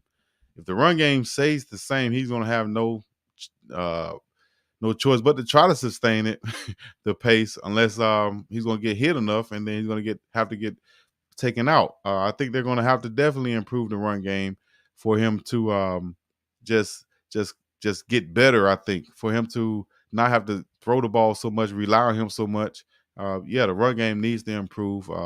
But can he realistically sustain? I think so. I think we're in a new era. That's like asking, can Steph Curry shoot this many threes in a game? We're in a new time. Quarterbacks pass the ball a lot. You're going to see quarterbacks with 50 plus attempts on a regular, and that's just what it is. We're in that time. Yeah, I'll just say this.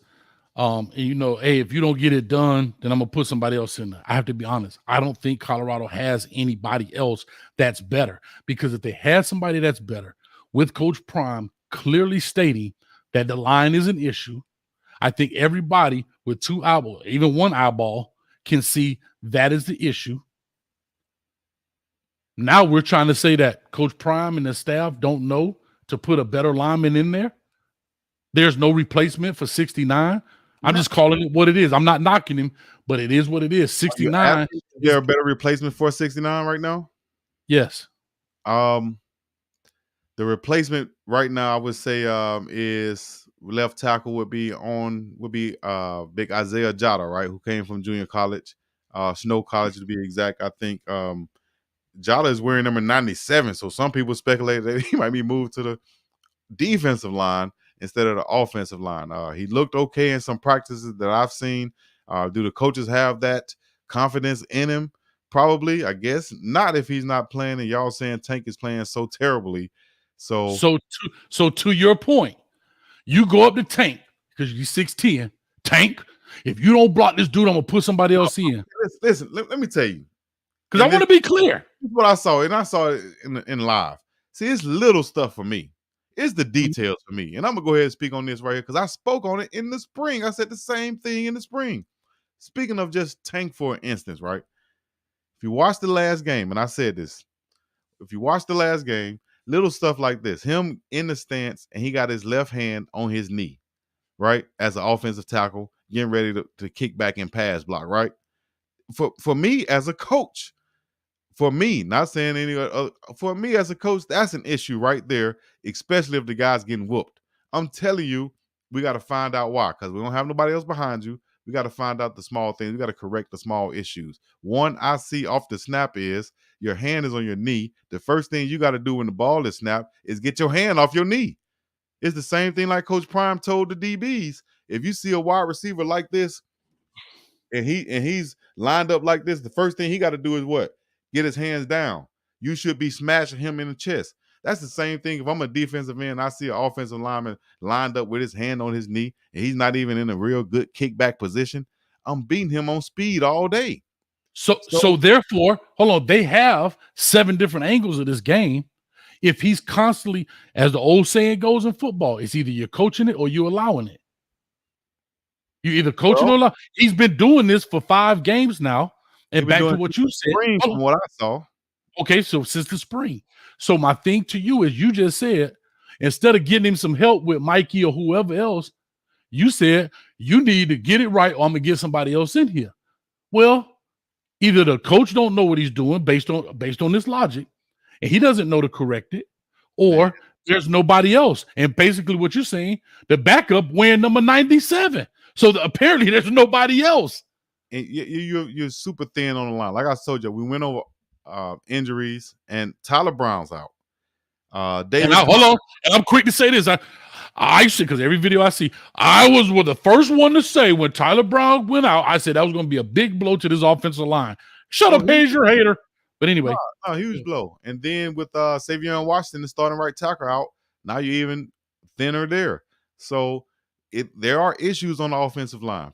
But for the ones who I have there, from my coach's point of view, if I'm the coach, you feel me? I don't know what they're doing. They could be doing this and the player's not doing it. So I'm not trying to harp on the coach. He need to be fired, because the man could be in there saying the same thing I'm saying, and he don't have players who can execute it. You know what I'm saying? So chill out on that. What I'm saying, though, from my point of view, is I'm coaching the small things and the details. And if I'm having an offensive tackle constantly getting beat and I see that he's lined up like this, that's where I'm going to start at. Let me see your stance, dog. Because if you either you just super terrible, or I'm not teaching you right, or you're not learning, something has to happen. And it's going to go back to the fundamentals. And I'm starting off right here. You're getting beat on speed rushes, dog. This is what you need to do. First of all, get your hand off your knee. Get ready. Get ready. But to me, can I say this? And I want to push on. That's spring fix. Like, if we're talking about an offensive lineman with his hand on his knee, that's just like talking about, when we're talking about stance and starts, bro, we're in the middle of a season right now. And we still talking about hand on the knee. Hey man, sometimes you gotta go back to the basics. Sometimes sometimes you can be teaching that and they lose it. You know, sometimes you got to go back to the basics instead of trying to make things even more complicated. Let's go back to the basics, though. All we need to do is, the simplest form is, we got to get in front of that man right there who's trying to get to the quarterback back here. Get in front of him for 3 seconds and do what you got to do to stay in front of him, protect the quarterback. That's the simplest form of putting it, and that's what he need to do. But he getting Peter rolled, bro. Like, we could go over video footage. Go check out the good, bad, and ugly. I mean, we could talk about this, and until we're blue in the face. No, he getting Peter rolled out that thing. Here's my deal, and I don't care what nobody say. If a dude getting Peter rolled, cut his behind. Quick game passing, cut him.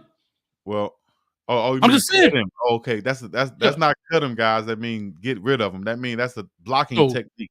That means going low and to cut the guy. You understand? Yes, I'm sorry, because they'll be on Twitter. Coach Hayes wants to cut players. Coach Hayes said, "Bring a shank on the field and cut him." Smack him. Yeah, but I'm talking about cut these guys. But anyway, I'll leave that at that. Kamani McLean shows. We didn't talk about him on defense real quick. Matter of fact, go ahead and start building the queue up. Let me put the phone number up here. Since you want to know, you better be the first one, CJ Underwood, talking all that trash. Anyway, old school already been in here since we started. But anyway, CJ Underwood, you better be first one, my man. Anyway, Kamani McLean shows more than special teams. He makes some good plays out there on the football field.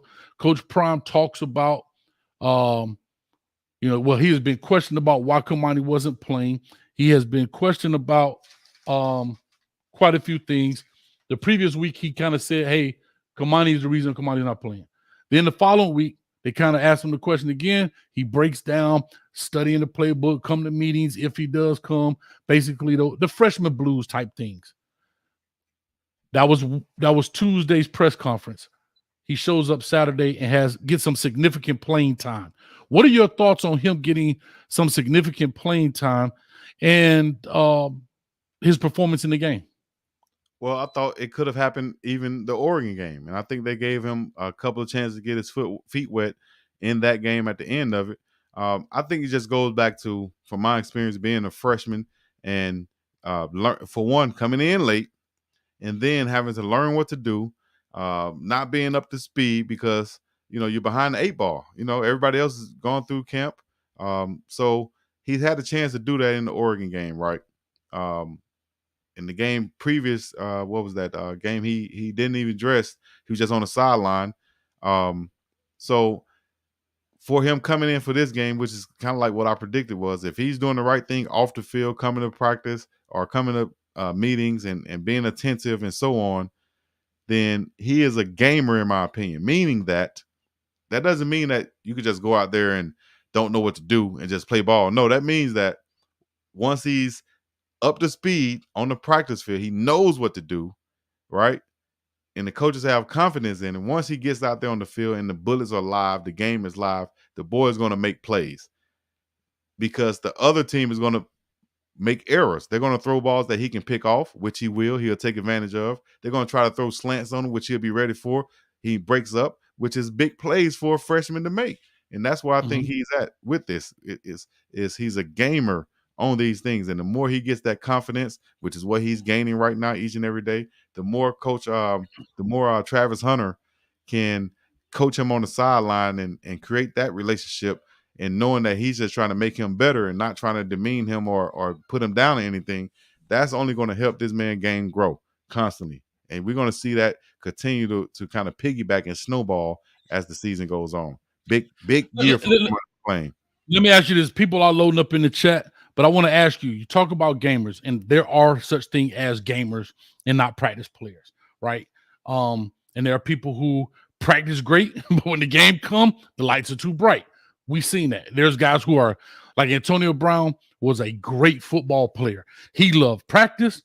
He loved games.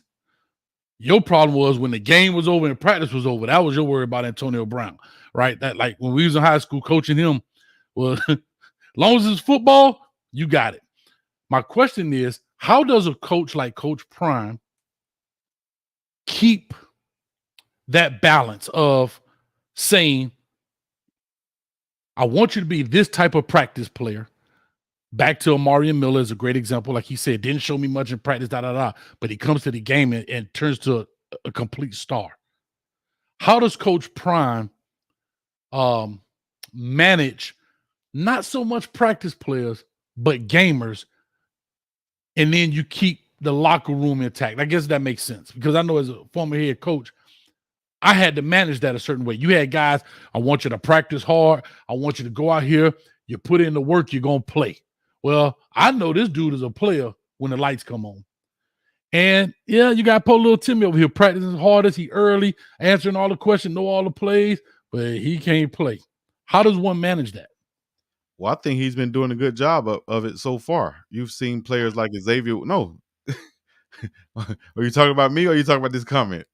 No, I'm talking about you. Oh no, I'm going to tell you why. I think he was doing a good job of it so far, because I'm going to tell you why. Because we've seen guys like Xavier Weaver, Travis Hunter, and other players who have made plays, big plays in the games, right? He's held them out and not let them practice certain time, like Monday practice, Tuesday practice.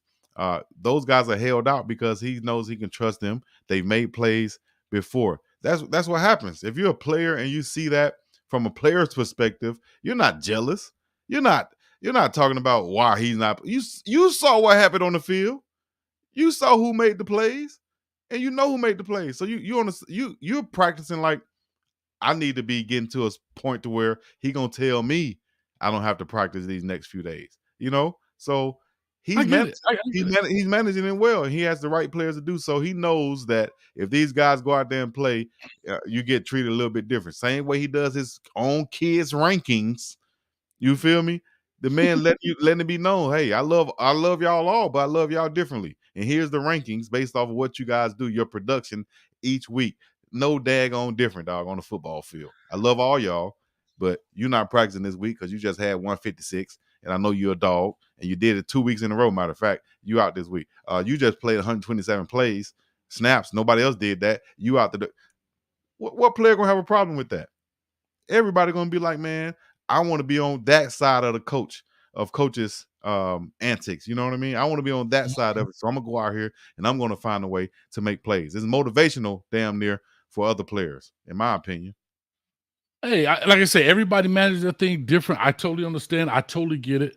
I just know that sometimes when you do things like that and things like that happen, remember, some players look at things differently. Some players are raised differently. Some Those players, players, not the dogs. I'm talking about, dog. I'm talking about dogs. I'm talking about players with talent. I'm talking about non-water boys. As though boy try to put me in the category as. I can only speak from a perspective of.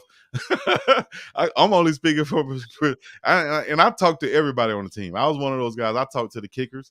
I talked to the snappers. I talked to everybody, non-players, walk-ons, whatever. But so why did he hold on? So why did he sit Shiloh out the game, the championship game? Why did he sit Shiloh out of the championship game? Yeah, at Jackson State. I'm going back. He set him out because he missed something, right? Oh, probably because he missed something or he was late for Okay. something. What's wrong with that? Okay. No, I'm just asking because this dude wasn't coming to practice and late but he ain't set him out. Anyway, wait, I'm just what dude? Who? Kamani? Yeah, Kamani has played in every game. The man didn't even dress the game I came to. What are you talking about? That was TCU? That was Nebraska, right? Yeah, that was Nebraska. He was on the sideline in uniform, dog. Okay. Soaking everything in, getting it from a different perspective. That was okay. great. I'm just asking, dog. Yeah. I'm just asking. Because Yeah, I know he played special teams in some he played games. special teams, what was that? Was it CSU? Colorado State. Colorado, see, they're getting his feet wet. They working him back in. They did a great job of just working him back in, letting him make a play on special teams and jump up, like somebody said in the comments, like Kevin Garnett just made a block. He jump up all hype. Those type of things instill the confidence in him. Then he go out there to Oregon game, make a hit. And he played. Made a great play in the end zone. Yeah, man. Now he's at home or he's in the locker room or he's at home in his bed. Whatever he's doing, he has confidence. I could play this game on this level, dog. These guys not that much better than me. I am a 5-star. I'm gonna go out here and prove it. You feel me? That's all you got to do. Hey, E. Brown, Morris Day and Tyler Perry. That's too funny. Easy. All right, here we go, man. Let's go and get to the phone lines, man. I know people in here. This doggone CJ Underwood. I could tell you are spoiled. I bet you was the dude that went to the basketball court and they pick you last. You take your ball and go home. I can tell right now. As soon as I said calling. As soon as I said calling, see, I've been calling, coach. Well, wait a minute. And you better be the first one I come to, because if not, that means you're late. 4164. Matter of fact, old school actually been here since the beginning.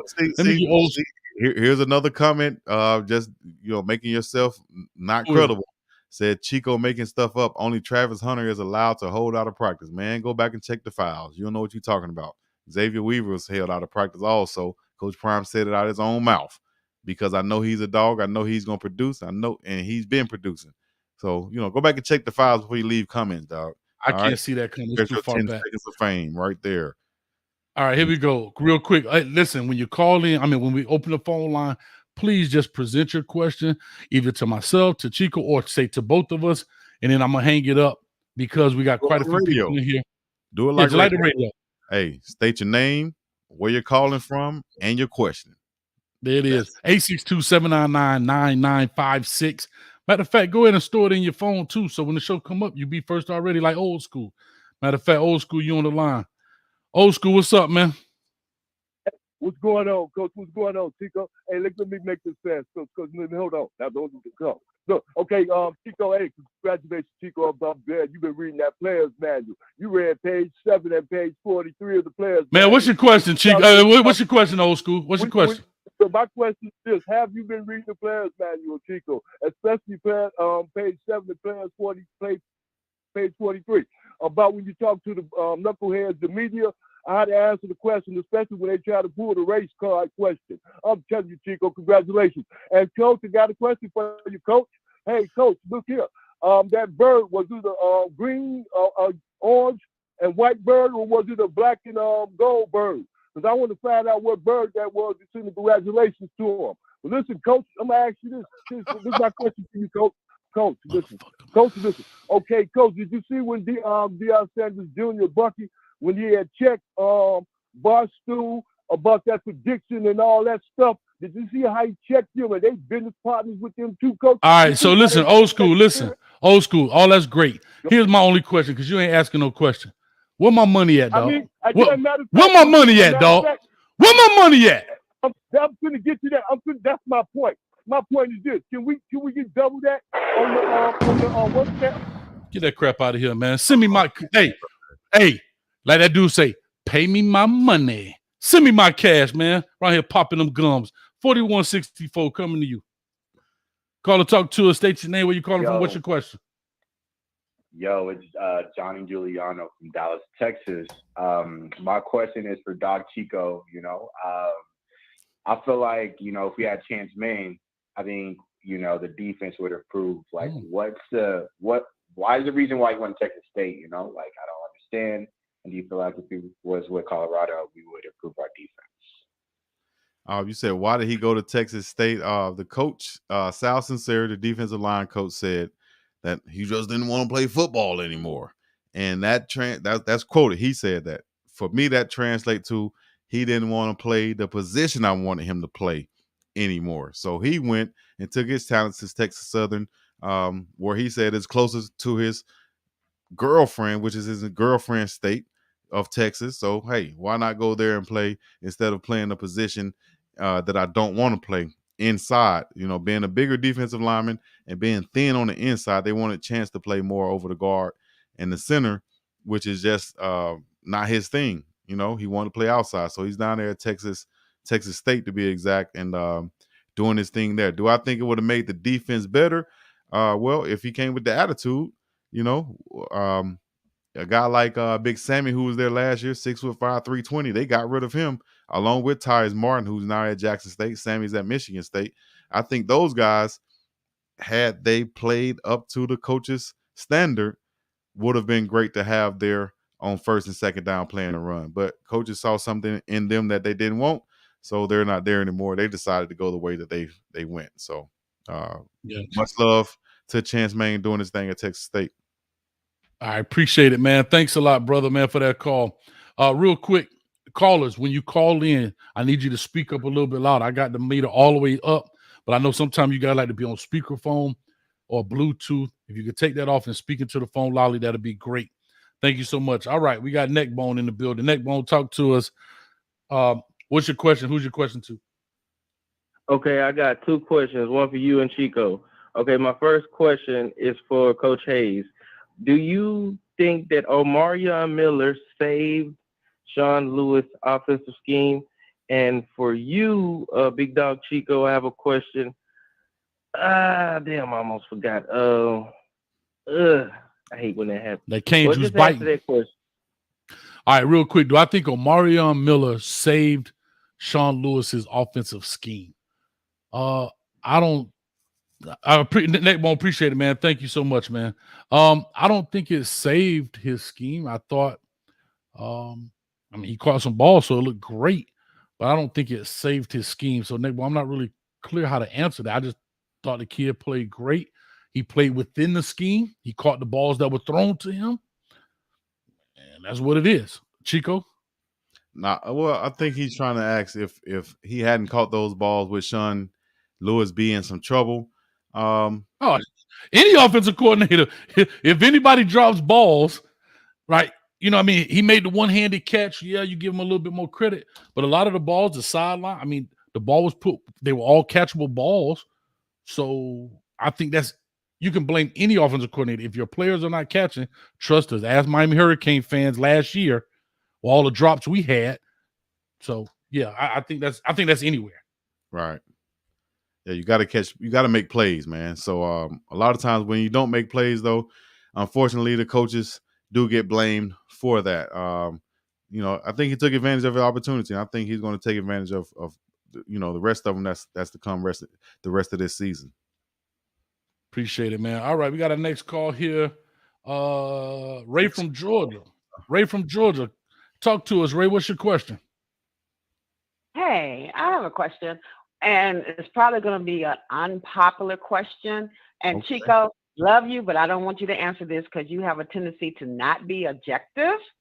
So, but Coach, in the press conference today, Coach Dion said that they got to work on them starting out hard and not being sluggish in the beginning and so forth.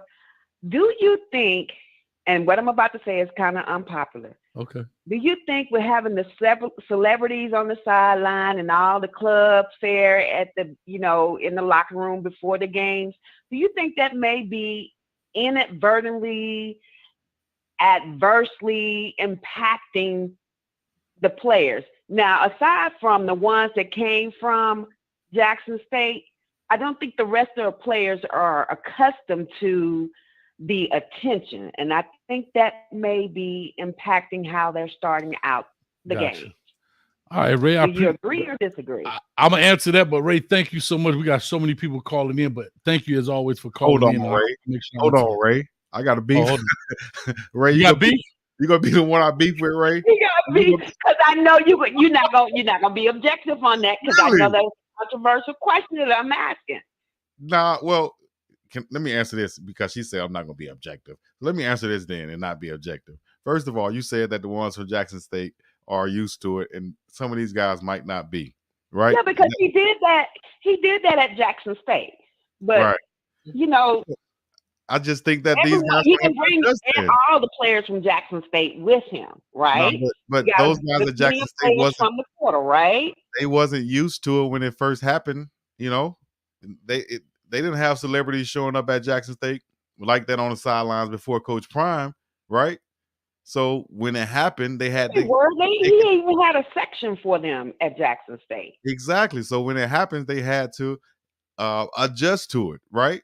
Same thing with these players. You on the D1, right, you should be adjusting to it. You should be adjusting to it better than these HBCU players, right? That's what I'm thinking because you guys say HBCU players are lesser. So it shouldn't be a problem for the bigger players. No, I know. I don't think that way and I cringe whenever I hear that. It's like it's a dig against Chico throwing balls. There's a lot of talent at HBCU. Speak on it. That's what I'm talking about. But a lot of people don't think so, and a lot of people give them,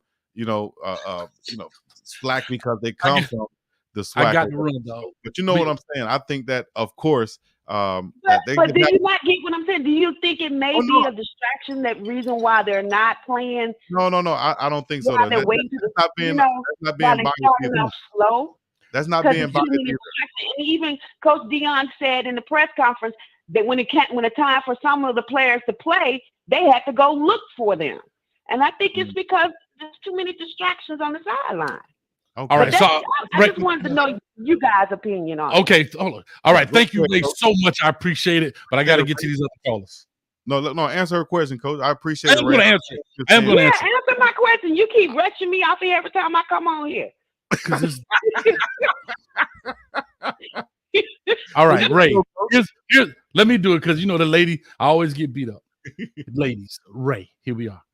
Do I think it's a distraction? In some instances, but I don't think it's a large distraction. Here's what I will say. I think Colorado's problem right now is player, right? Not players. There's a talent issue right now in specific positions. That is why they're losing the kind of games they are. That's just what I'm saying. It's not a quarterback issue. I'm not talking about losing. I'm talking about starting off slow. We're starting off slow. I don't think starting off slow comes to that. I think starting off slow over my 20 years of experience, I'm gonna tell you what starting off slow, why that happens, is because sometimes in play calling, you don't make a big splash. You come in slow with your play calling. You come in with the easy run. You don't go for the gusto on the first one to get. You got to get them going, and that's a lot of people, right?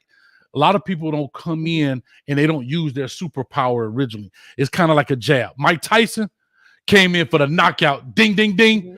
Versus jab for the first round, jab, and then knockout.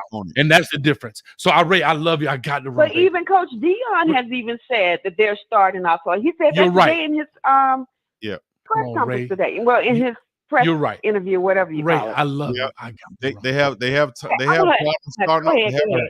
My baby. They have problems starting off slow. Same thing at Jackson State, but I don't think that it's coming from the celebrities. But I will say this objectively, it could impact some players who are just not built that way. And that's not all those players. It could be 1 or 2, 10 players in the locker room that's really enamored by who Snoop Dogg or The Rock being here. Instead of them focusing on the game plan, they're looking at The Rock or they're thinking about getting Yeah, a picture of him or they're, yeah. you know, just so I can see what you're saying by that, but huge impact. I kind of agree with Coach Hayes in saying that I don't think it's a major thing, and that's the reason why they're starting off slow. I think it's more of the game plan, play calling, and just natural type football type deal. You know what I mean? So next question. Sorry about that. Thank you, Ray. All right. So I was just gonna say that quickly. Yes, it's a small percentage. They start off slow. I think it's because of how they're playing on the field, not necessarily things off the field. Now, getting the guys like she addressed to the special teams deal where they had to call a timeout. That's a player not being focused, but that's also not using your personnel right. That is not using your GAs right. That is not using your quality control people, your student assist. All the people standing on the sideline like this that don't have a camera in their hand should be working and not watching the game. So that right there is an operations problem, right? Wait, For what? example, yeah, it is. I'm gonna tell you why. So you saying the celebrities or the employees The that's standing on the employees. That's sideline? what I'm talking about. Oh, Look, okay, my bad. the baby ain't making substitutions. Right. So No, I'm talking about the people standing on the sideline with the CU on their shirt and they just watching the game. They need to be involved. For example, you know this, third down, punt alert. That student assistant, that GA, punt alert. That means everybody on punt team gather on him, right? Right. We punting it, boom, you send them out there. 1, 2, 3, 4, 5. You counting. There's a operational problem when you're missing people like that. All right. As well as the players need to be involved as well, but you got people for that. Let me push on. Hopefully that makes sense. 51-43.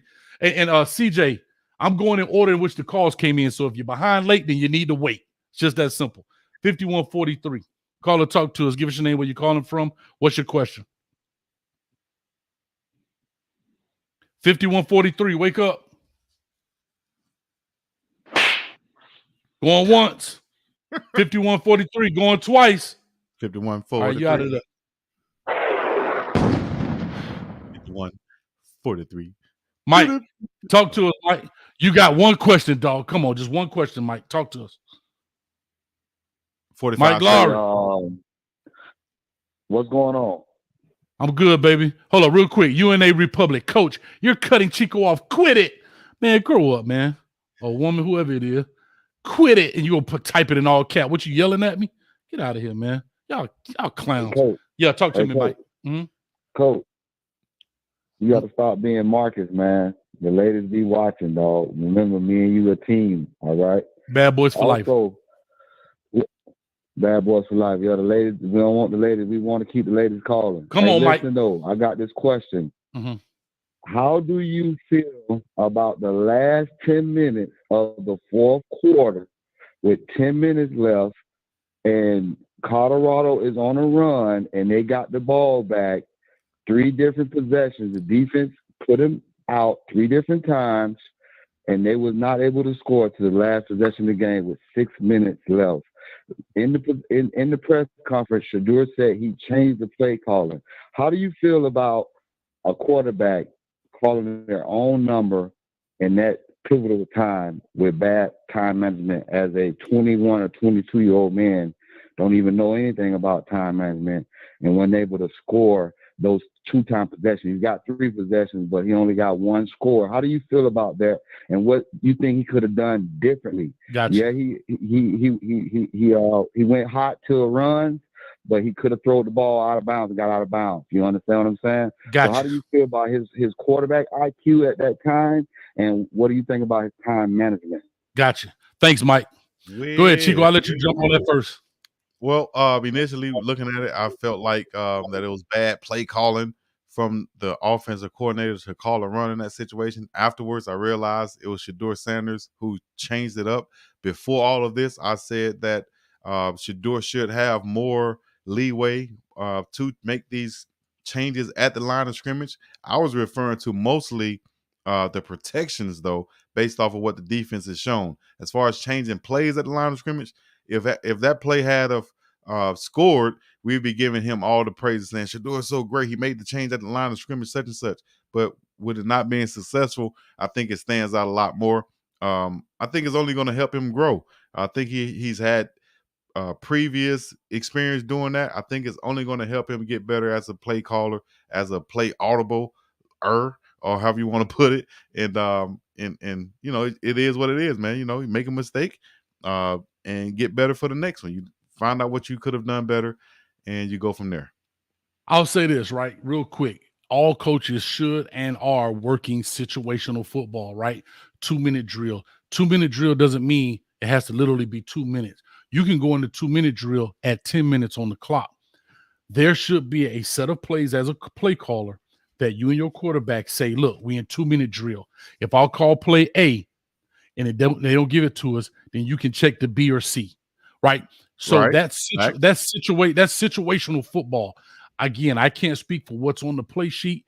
If Shedeur Sanders goes in and says he changed the play and that's what he checked it to, I'm just going to trust in that he and Coach Sean Lewis put the game plan together to say, hey, we're in this 2-minute situation. And I can only go from there. I can speculate all day, but at the end of the day, timeouts. And I think Shedeur is smart when it comes to play because I've seen him hurry up before, getting guys hurried up with 8-9 minutes left on the clock in the CSU game and so forth. So I would just say that situational football is huge, and a lot of games are lost because of it. Big LT in the building. Talk to us, Big LT. What's your question? Big LT easy. Well, it was that Nebraska game that you was talking about. They come on, he said it, then they said come on, yeah. But my question was, man, what do you think? Why they ain't giving Austin McCaskill his opportunity yet? Is they trying to starve him out until he's just so hungry he get out there and just ball out? I mean, what do you think is going on with that with Austin McCaskill? I just think that me personally, I just think that, you know, coaches feel like Smoke. You got the most veteran, yes. your most experienced quarterback is on the sideline. Hold on. Smoke is a mystery to me. Big LT, thank you, man. I got to cut you off, and I'm going to let Chico answer that. Thank you, though, Big LT. Love it. Appreciate Real you. quick, Smoke is a mystery to me. It could be missed assignments, could be playbook work. That's usually what it is when you don't see a veteran type player getting in there a lot of times on offense. Could be that. Could be a bunch of other different things from Smoke. But as far as McCaskill go, I think they're trying to slow play him back from his injury because they know that they have a good 3 years with him. Although that might not be something he wants to hear, I think they'll rather slow play it than try to force him in when they got 3 other healthy backs. That's from the coach's point of view, coach's perspective. Me, I think that the kid is a bigger back who can bring a different element to the ball game out of the pass game, pass protection, which Coach Hayes is big on also, and also just running the ball. That physical presence, I think, is another dimension to the offense for him to be there. Will we see him sooner later rather than sooner, however you put it? I think we'll see him probably after. We'll see him more the Stanford game, but probably after that bye week, we'll see him a lot more. Gotcha. I really don't have a say. I do want to see these guys. I don't have an opinion. Like I said, I know there's some injuries in there. I see them go out there. They play 1 or 2 plays, then they come out. They play, like say, 4 plays. The next play, they come out. We see running backs probably averaging in today's football 9, maybe 12 carries in a game.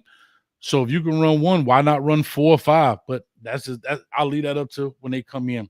Real quick, 1759 coming to you. Guys, make sure you ask your question. Yeah, I'm cool with it. Hey, how you doing? Ask your question. Give us your name, where you're calling from. 1759, call or talk to us. Yo, this is Larry from North Carolina. What's going on? I'm good, Larry. How are you, man? What's your question, brother? Yo, this is not going to be like a Chico pack out night or nothing like that, but I got a little bone to pick with him. So I do agree with him. A win is a win, but when it comes to college football, style points and how you win games matters a lot. And that's going to matter in your rankings. That's going to matter in your bowl placements. and that's definitely gonna matter to Coach Prime. Okay, and your question? Okay, what's your question? What's the question, brother? No, my question. I didn't have a question. I was just saying that's my pushback Gotcha. towards him saying a win is a win. Okay, You know what I mean? Because if they would have came back and won in the way that they did, they would have been ranked again. Gotcha. Absolutely. Definitely. after being a top 10 team, you should be ranked. Yeah. Thank you, man. Thank you, Larry. Appreciate it, man. Thank you guys so have a much. good night. You too. Now, You too. again, right? Same thing with USC. The way they won actually dropped them in the polls to 9. Mhm. If they would have put that thing 63 points, they would have probably went down to 5. So I agree with it. My man, we got V12 in the building. Talk to us, man. What's up with you, baby? Yeah. So listen to this. I'm gonna get this He question. came in like you Jay Prince or somebody. Yeah, listen to this. I'm sure he like it when it bump. So since we got Omarion healthy, when Raz B, Lil Fizz, and J Bud get healthy, how happy will you be when you get Travis Hunter back, when you get Salo back, for the B2K? You know what I mean? How happy we gonna be? We're looking forward to when you get all that B2K back on the field at one time. I'm glad about that. How do you feel about that? Defensive backfield, because that's what I'm most excited about. For this to come together and fit like this. And what I mean by that is Kamani getting playing time, making plays, getting his confidence up. Travis, a lot of people don't realize this, though. This is the big thing. That relationship that they're building now is not a competition type. It's more like a big brother, little brother now, because I'm on the sideline and I'm coaching you up in a way of I'm trying to teach you everything I know, dog. It's not a competition thing. It's a I want you to be the best that you can be. And I think Kamani is feeling that from Travis now. And that relationship that they forge right now, that's starting right now, is going to help them on the field. When Kamani gets back on that field, Travis get back on the field, and they're there on the opposite sides. And you got Rod Ward back there playing full speed and Shiloh bringing that hammer. That's when that defensive backfield, and then Cameron Simon Craig and Slusher, that's when that defensive backfield is going to be at its full tilt. That's when it's going to be that no-fly zone. That's when it's going to be interception after interception. It's going to be hard to pass on them boys with Kamani and Travis out there. All right. Coach Hayes laughing. No, you know what I'm laughing at? What you laughing at? Yes, sir. Did you just say Omarion bump? I just played that back in my mind, dog. Oh, you mean? Yeah, I said, hey, he said the whole BK game. Earlier, man, y'all know how I'm a wordsmith, man. Man, get this dude out of here. 12, I got the report. Hey, shout out.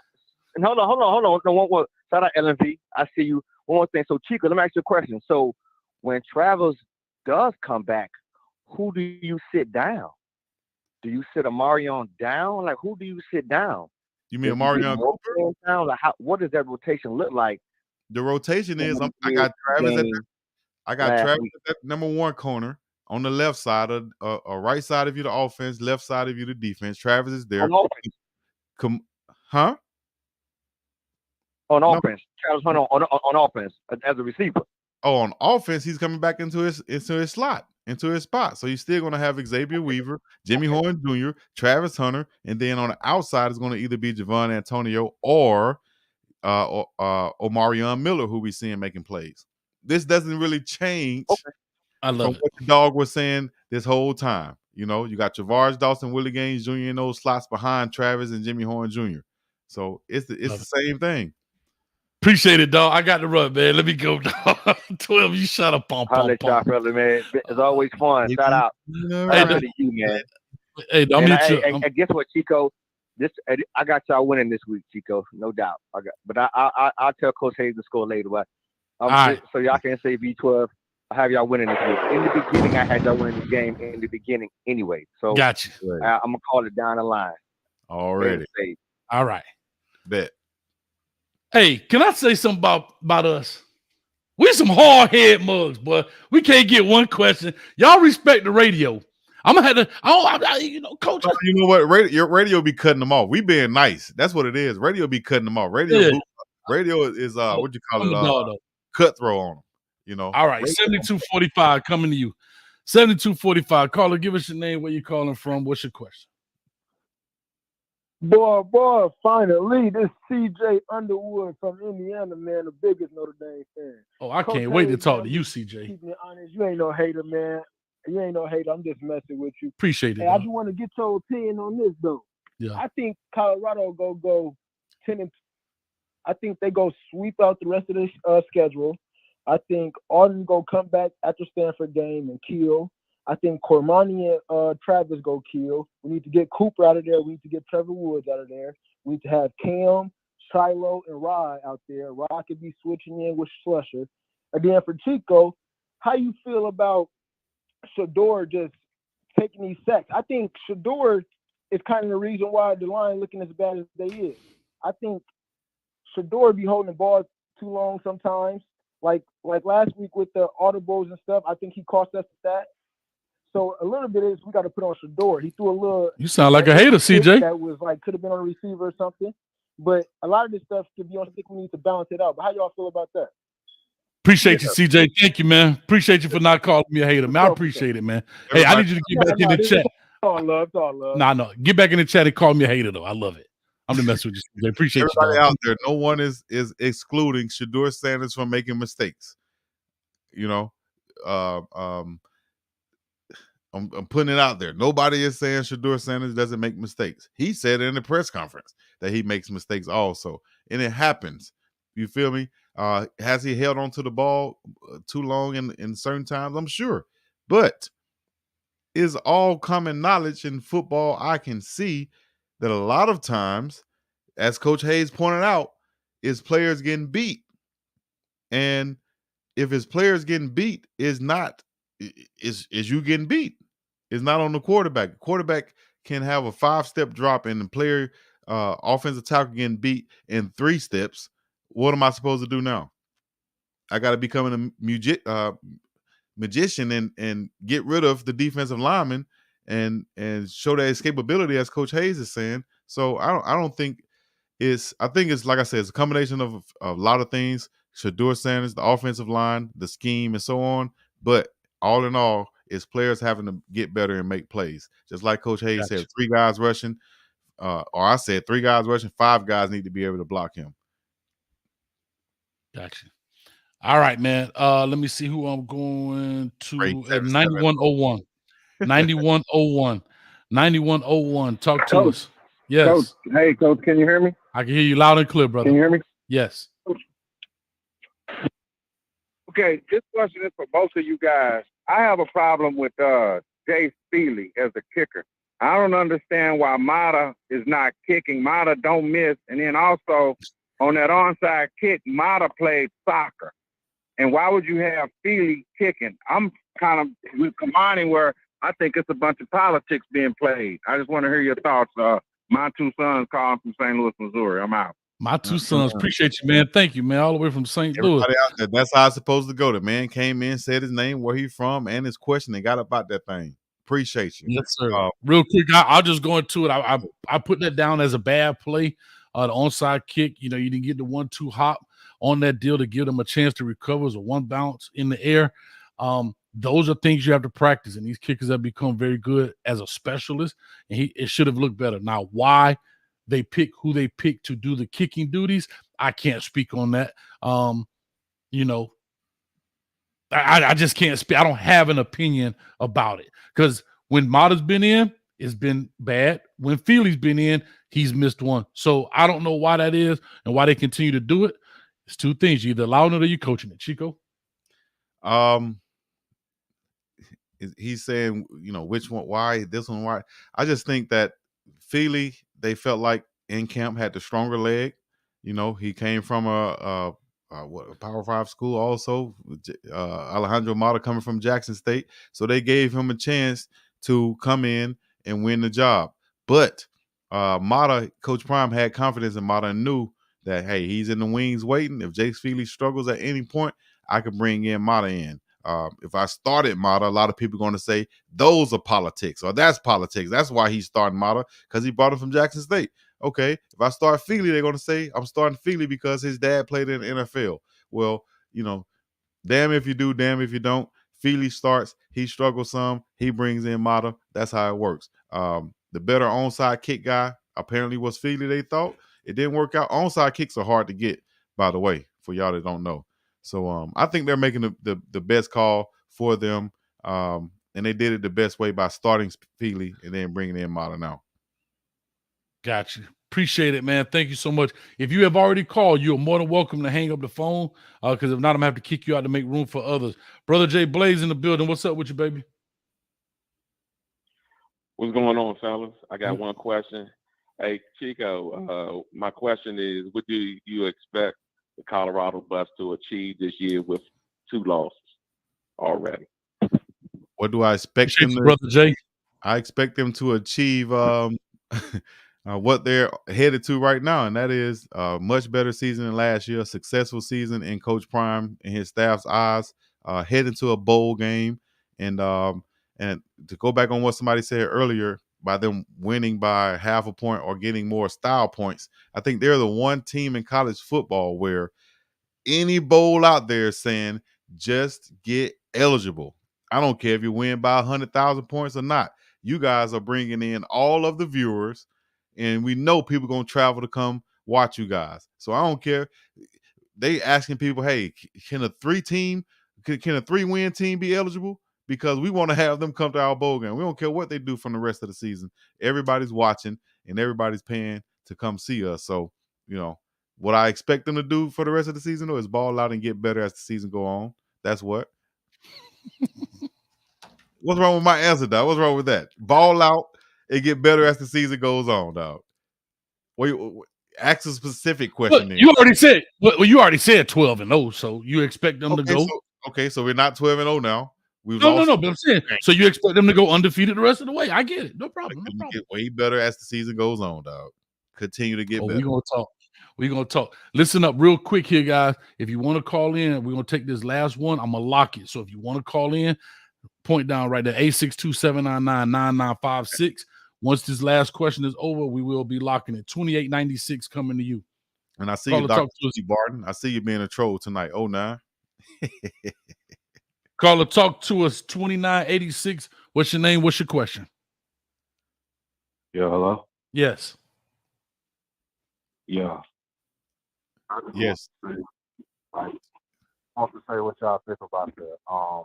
What kind of defense do you think that Colorado is playing out there? And just like what kind of, like when Connor comes back, I was just thinking like when Connor comes back and stuff like that, I think the offensive line will probably be a lot better off, Yeah. That's going later on in the season. But what kind of defense do you think they're playing out there? I just wanted to ask y'all that. What kind of defense out there they're playing? This Sleepy Floyd. All right, Sleepy Floyd. Appreciate it, man. Thank you so much, man. Thank you. Sleepy Floyd in the building. All right, real quick. If you want to answer first, Chico, I'll go ahead and talk about some defense. Go ahead. Let them know what you saw in the good, bad, real quick, I'm gonna be very honest. You see cover 3, you see cover 2, and you see some quarters, right? Very standard defense type coverages. Sometimes you may see some mixing. Of course, they're playing cover 1. So they're playing the gambit of defenses, right? A lot of people don't realize there's only 5 defenses so far as coverage: 0, 1, 2, 3, and 4. And then there's a mixture of them all, right?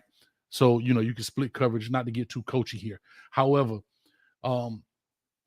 the kind of defense is not the issue. It's the nuances of what can hurt a defense. I always said this. You got to be able to teach your guys what can hurt you. Here's a prime example, cover 2. We all know what hurts cover 2. Middle of the field. Middle of the field and outside balls, right? The honey hole shots in middle of the field hurt cover 2. So you got to be able to know how to protect those. If you see 3 wide, and I'm going to say this. They went 3-by-1, and I know I'm getting long. 3-by-1. Outside, and they ran Mario Williams, I believe it was, right up the gut. The Mike linebacker doesn't carry him, you're done. So it's not the actual defense within itself, more than you're not teaching the nuances of the defense and what can hurt you. That's what you have to actually teach. Chico? Now see, I have to fire back on things like that when you say you actually teach, because then people are going to say, you're going at the coaches. How you know what they're teaching? That's not the only thing. That's why I try to be careful of saying what the coaches are doing as if I'm there in the room, because a lot of times it could be the coaches teaching cover two and the nuances and the techniques, but the players are not carrying it out. You know, the players have to go out there and make plays. The coach So can I would coach say, so all I'm they gonna want. take you. You're right. However, we've been seeing this for 5 weeks. If my players are not understanding how to run cover two, Every week the game change, the game no, plan no, changes. I Every week. agree, but cover two is still cover two, Cover two right? is cover two. Yeah. So if cover two, we get beat down the middle of the field in cover two because the Mike linebacker is not carrying the number 3. How many And times hold on, hear me out. I'm teaching it. You're right. I'm with you. only If I'm go ahead. I'm teaching it, and my players can't grasp it, this is what you do to cover two. And you throw it out. Because why keep doing something and they're not grasping the concept? That means I am not teaching it right, or they can't grasp the concept. Therefore, you take cover 3 if you can't run it right, and you throw it out. It's just that simple. What are you gonna run then? So there goes in lies the issue.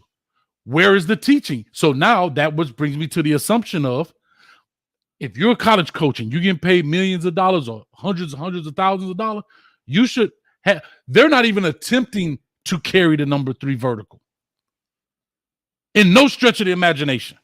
And they're doing it over and over and over and over. And if different linebackers are doing it, that means it's not being taught. If one guy's not doing it, that's one thing. But if I see Savion Bentley in there, he's not doing it. Then I see Ham in there, he's not doing it. Then I see Demoy Kennedy, he's not doing it. That means it's not being taught. All 4 of the if all 4 of the players that you have playing a Mike back or whatever not doing it, then I mean you're not teaching it. Or you can't get it conveyed to the players. Go ahead quickly, and then I'll push on. I'm gonna lock the phone line in 3 seconds. Next caller up. Oh, let's do it then. Phone line will be locked, guys. All right. The conference has been locked. 3187. 3187. Sounds like I called that number already. Caller, talk to us. Give us your name.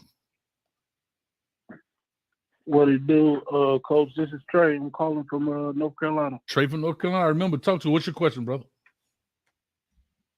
My question is with it's really a 2-part. With Slusher coming back, and we've seen how Cam has been playing in that star position in these last couple weeks. We've seen Trevor. He's really been struggling, which I was just talking about that cover 2. He's really been struggling in that deep house safety. Like his athleticism, is lack thereof, has really been showing. Right. I'm wondering if when Slush come back, we see Slusher take Trev's spot in that cover 2 to get some more athleticism back there in that deep safety spot. Because a lot of times, even outside the cover 2, we have Trev. He's the deep blue safety in the cover 3 as well. Correct. And Trevor Wood. In cover 3, he's pretty good. He has good eyes.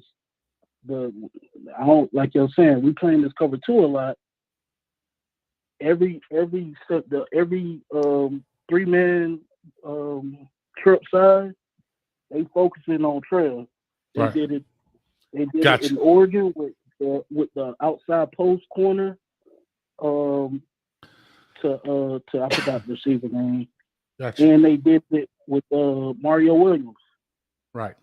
Man, I appreciate it. Thank you, man. We're going to go ahead and lock this out. But thank you, man. Always a good question. You always ask great football questions, Trey, from North Carolina. Appreciate you, brother. Well, all right. I would say this real quick. I think their best shot is to have Rod Ward back there at safety. Trevor Woods is good in a lot of different situations. Being a cover 2 type safety, I don't think that's his strength. But that's just my opinion. I could be wrong. I'm not 100% coaching them each and every day in that defensive backfield. As far as Slusher go, I do know that he plays a different position than Trevor Woods. So Slusher will be closer to the line of scrimmage, playing more of that nickel type back. Usually you'll see Slusher and Woods on the field at the same time. So with Slusher coming back, it's going to be either him or Cameron Simmons Craig out there. That's going to be a tough call. With Slusher playing well that first game, and Craig been playing well since he's been out, leading the conference with 3 picks. So they got a lot of different options to go to back there. I think we should see a combination of all of those guys on the field in different capacities, playing to their strengths rather than just playing out there to be the starters in every situation. You play situational football on the defensive side as you would do on the offensive side also. Use your chess pieces to their advantage.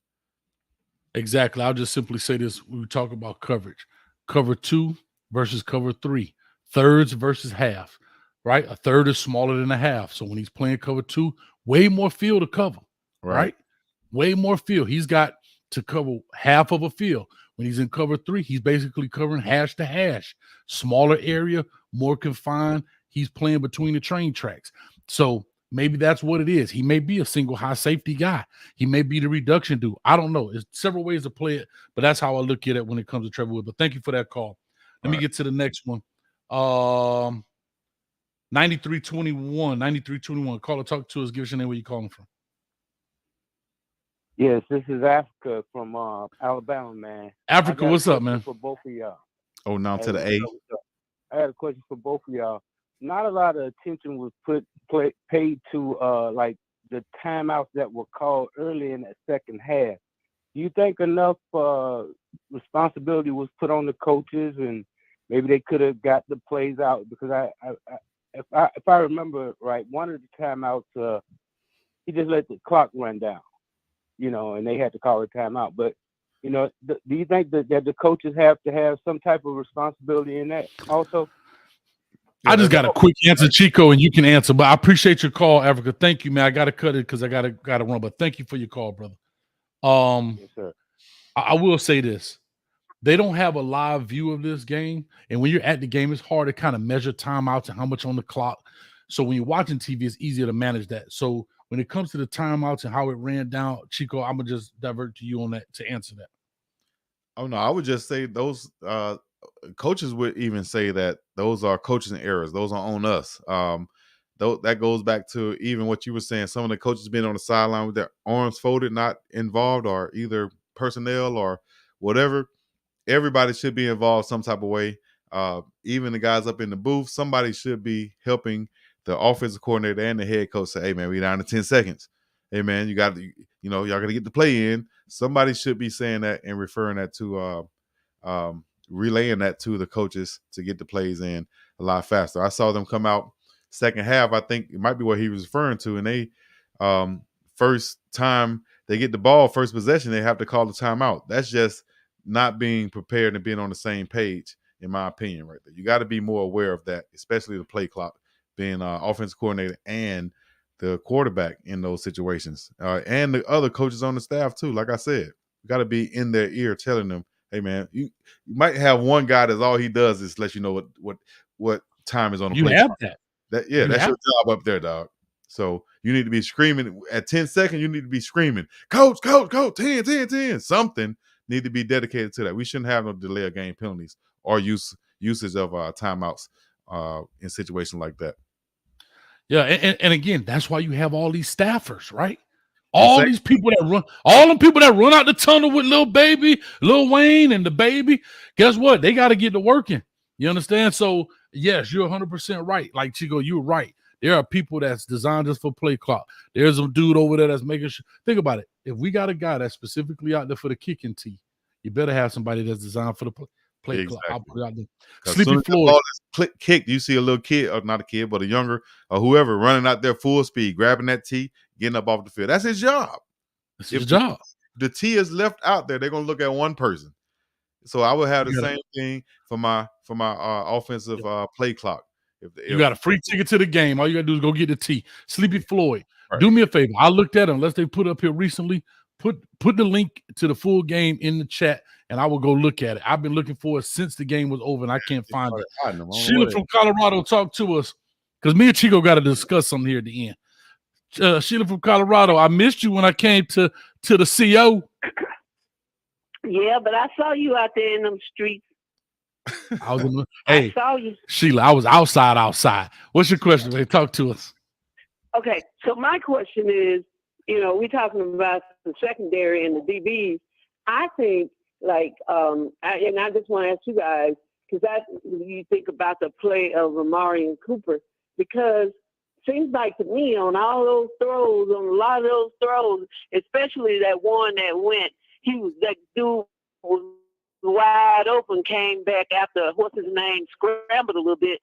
Marion Cooper was just standing there looking, and that's when that guy ran that touchdown, and then he got a couple more in the end zone that he got beat on. So I'm just thinking, you think he, like if Travis come back and Kamani play good, that maybe he can replace Marion Cooper, because I don't think Marion Cooper, he gets some tackles and stuff, but I just see him getting beat a lot. I didn't even know nothing. Thank you, Sheila. You done? Yeah, I'm done. All right. Thank you so much. My question was about Marion Cooper. I got you. I appreciate it. I'm still looking for my cake too, Sheila. I'm a little mad with you. Well, you was up there trying to hang out with snow folks, and you didn't even want to do nothing. Come and get some more cake. You trying to get some more cake. All right. Coach was out there trying to get some of that buttercream frosting. You better cut it out, Sheila. And I mean right now. And I mean right this minute. Don't you get me in trouble with these folks. I appreciate you, Sheila. Real quick before you answer that, I just want to give love to a donor here. Marion Cooper, man. He's been available. He's been out there on the field, and your best ability is availability. So shouts out to him. And I'm gonna say this: I had a chance. I'm sitting with his people, his aunt. I believe that was his aunt and his niece. They're actually the ones that I cut to in the Good, Bad, and Ugly film. I'm sitting right there with them. Cool people, great family from Fort Myers. So, like I say, good family. But I'll talk about that real quick. Bishop for the follow. What's good, Coach? WRE OU versus Texas. I'll definitely try to get to that, but I definitely will. I appreciate it. I will say this about Marion Cooper. I think he plays well. I think he's in some situations like that man when he was covering that guy man on that crossing route. That's a tough. You got to get help from the other side. We saw the great Travis Hunter. This is not a knock. I'm just talking about how difficult of a route combination that is. Travis Hunter got beat on that same play, coming across the field playing man in CSU. It's not an easy concept to defend unless you can spot it through formation identification. That's what I'm saying. So sometimes when we see somebody getting beat, we have to understand why they're getting beat. I always just say that about Marion Cooper. Go ahead, Chico. I just think Cooper, when he comes up, only thing I had a problem with, when he comes up in your face, I want to see him put his hands on the receiver a lot more. Not just come up in the face and jam position and just shadow. You feel me? I want you to get physical with those wide receivers. Hold up. How you know they're not being taught that, Chico? How you know they're not being taught that? The coach could be teaching him. The coach could be teaching him to jam. And Deion say, put that back foot down and put your hand on it. No, that's what I'm saying.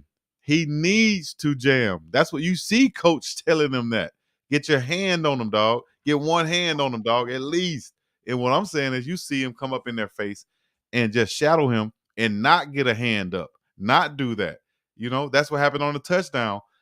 Right after Rice was was defended by Kamani on the slant route, they just moved it to the other side and ran the same route, and he scored on it. But you saw the technique that Cooper had was different from what Kamani had. Kamani got his hands on him a little bit and played a lot more physical. Cooper gave him a free release, although he was up in his face, and that just opened it up for the slant route. It was too easy, is what I'm saying. If he come up for the touchdown, if he comes up and be a lot more physical, I think that'll make him even a better cornerback. Just being a lot more physical rather than just coming up and trying to shadow the guy, because that's really not doing anything. You're reacting instead of being proactive. I love it, man. Last call of the night. Well, we really got to 5143 coming to you, caller. Give us your name, where you calling from. What's your question? Got 5143 going once. One more call. Going twice. One more call. Hey. Well, this man survived. You survived, boy. You was about to be out of here. 5143, talk to us. I was on the phone. Yeah, this big man from the Midwest, Ohio. How y'all doing? Time out. On the phone doing what? Big man from Ohio. So like what you doing out there in the Midwest? You got somebody on the what you doing? I just got this one question. If let's say Travis Hunter we play, just say Travis Hunter. We're speaking hypothetical. Travis Hunter and Shiloh was healthy throughout this year so far, and Amarian Miller and McLean, they got their act together and were starting from the first game. Do you think they'll be undefeated or close to undefeated, 4-1 or 5-0 by now? What's your thoughts? I would say they definitely give him a better chance because Travis Hunter on the field gives a look, man. What's wrong with that? Travis Hunter on the field, man. A lot of those passes could be picks. That's happening. A lot of those long touchdown runs. We saw him save some touchdowns in the TCU game and Nebraska game. So some of those things could be negated. He's a game changer. He's a difference maker. Yeah, something. It's a possibility. Right. The Oregon game probably could have went the same way with a couple of other turnovers, a couple other plays made on offense, but who knows? But the point is, would they have a chance? Would they be in a better situation if those guys were on the field? Hell yeah, because those are turnovers waiting to happen. How could you not say other? How could you say otherwise, Coach Hayes? I'm not saying otherwise. I'm just waiting for you to say yes or no. So you're saying yes, they would have been 5-0? Yeah, it was long, no. But yeah. Oh, you said 5. You asked. No, that's what he said. He said, would they be 5-0, 4-1? I'm saying this is what he had. That was his question. That's subjective. Would they be a lot better? Yeah, hell yeah. What I'm saying, I can't say would they be 5-0. Man, come on, y'all. What's it matter if I said they'd be 5-0 and then that was his question. I don't care what you say. His question was, do you think if they play, would they be 5-0 or 4-1? That was his question. That's all. That's it. I think they would be more than likely 4-1 than 5-0. Is my answer then. How about that? I think they would be more than likely 4-1 than 5-0, meaning that Oregon game could have been one of those games where you go on a road trip and you're just not feeling it that day, dog. The atmosphere is just not in your favor. You go out there, you have a bad game. At home with Travis Hunter and Kamani McLean playing up the par, you saw what happened. They lost by 7 versus USC. They could have won that game. A few plays from Travis, they would have won that game. Yeah. Man, come on, man. Don't need no hateration or no holleration. I keep saying this, dog. I'm not. I just clearly say I'm just being very honest. Even with them coming, the scores would have probably been different. However, I still personally believe Oregon was what Oregon was. I don't think Travis Hunter impacts that particular game in that sense. So I know, but I'm saying clearly that would have been a loss. I think the scores would have been a little bit different in regards to Travis Hunter's instinctual ability. I still think, but USC would have won that game. That's just my opinion. So I just wanted to just put it out there. Thank you, man, so much for the phone call, brother. I appreciate it. Hey, thank you. Appreciate it. Thank you, man. Well, that dude almost went down. I just got one more person on here I want to ask a question to. And y'all see, Coach, every time I make a comment, y'all see his mouth over there twisting up like some barbed wire. Y'all see that? Old school, you got old school. You got my money. That's old school. Old school, you got my money. Old school, you got my money. Yeah. Send me my money. Chico, that's because they split. They split. Send it to my cash app. Bye. Anyway, I don't want to make sure he's still back there. How you bring in old school and then crash him out like that, dog? Because old school just be flapping his gums. He ain't talking about nothing. All you gotta do is pay me my money. Anyway, so anyhow, y'all heard him tell me split tongue. Yeah. Anyway, I want to talk about this piece at the end as we conclude. A lot of people have been bringing this up. The title of my thing is Shedeur Sanders, as well as his father, brought up moral victories. And they said they don't believe in moral victories. What's your thoughts on it? Because that's something we didn't talk about at the beginning. I do want to kind of close it out in that state, in this thing, if you don't mind. Just like Shedeur said, what is a moral? What does that mean? What does that really mean? You don't want to agree and say, we have moral victories, and then moral victories mean such. Nah, dog. I don't. Whatever that means, nah. We believe in, learning from your losses. But moral victories, we ain't coming here to get no moral victories. You know what I mean? That's for what Indian Carter said. That's for minor league coaches. That's for little league coaches. That's for I-9 coaches. You know what I'm saying? That ain't for somebody who's really trying to get wins. We're trying to get W's, dog. You know what I'm saying? That's what Okay, matters. so Not here's my not question. MWs, moral W's. Here's my question. I agree with you, but I think moral victories get split. Let me explain why. What? What the hell is that? Moral victories get split. No new taxes. Here we go. Here's what I believe about moral victories. I believe moral victories are a real thing, but for a certain group of people. Moral victories are not a real thing for another group of people. For winners and losers. No. For coaches and fans. See, everything that fans talk about. You might be on the now. You might be Oh, on. yeah, let me get. Hey, you let the train get to rolling a little bit. Crank up that Chevy, that Cadillac on it in the yard. Like Coach Prime say, I think I can. I think I can.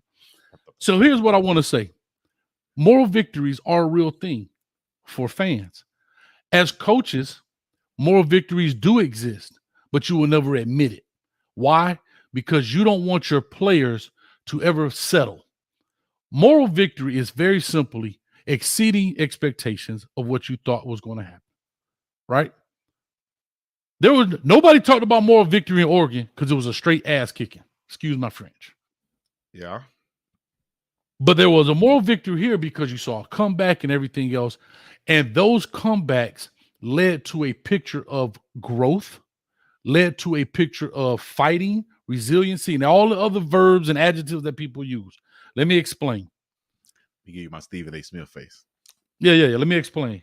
As a coach, I used to tell my players all the time, moral victories are made for Disney movies. However, when I go in that coach's office, I can look at that film, even though we may have got whooped, I can look at that film because there's Lego blocks I can build off of. That's technically a moral victory. I won't ever admit that to my team. Hear me out. I can right now, Coach Prime admitted that. And this is not a knock. I'm just talking about, I want people to understand. Nobody's going to admit, oh, that was a moral victory. You're not supposed to, right?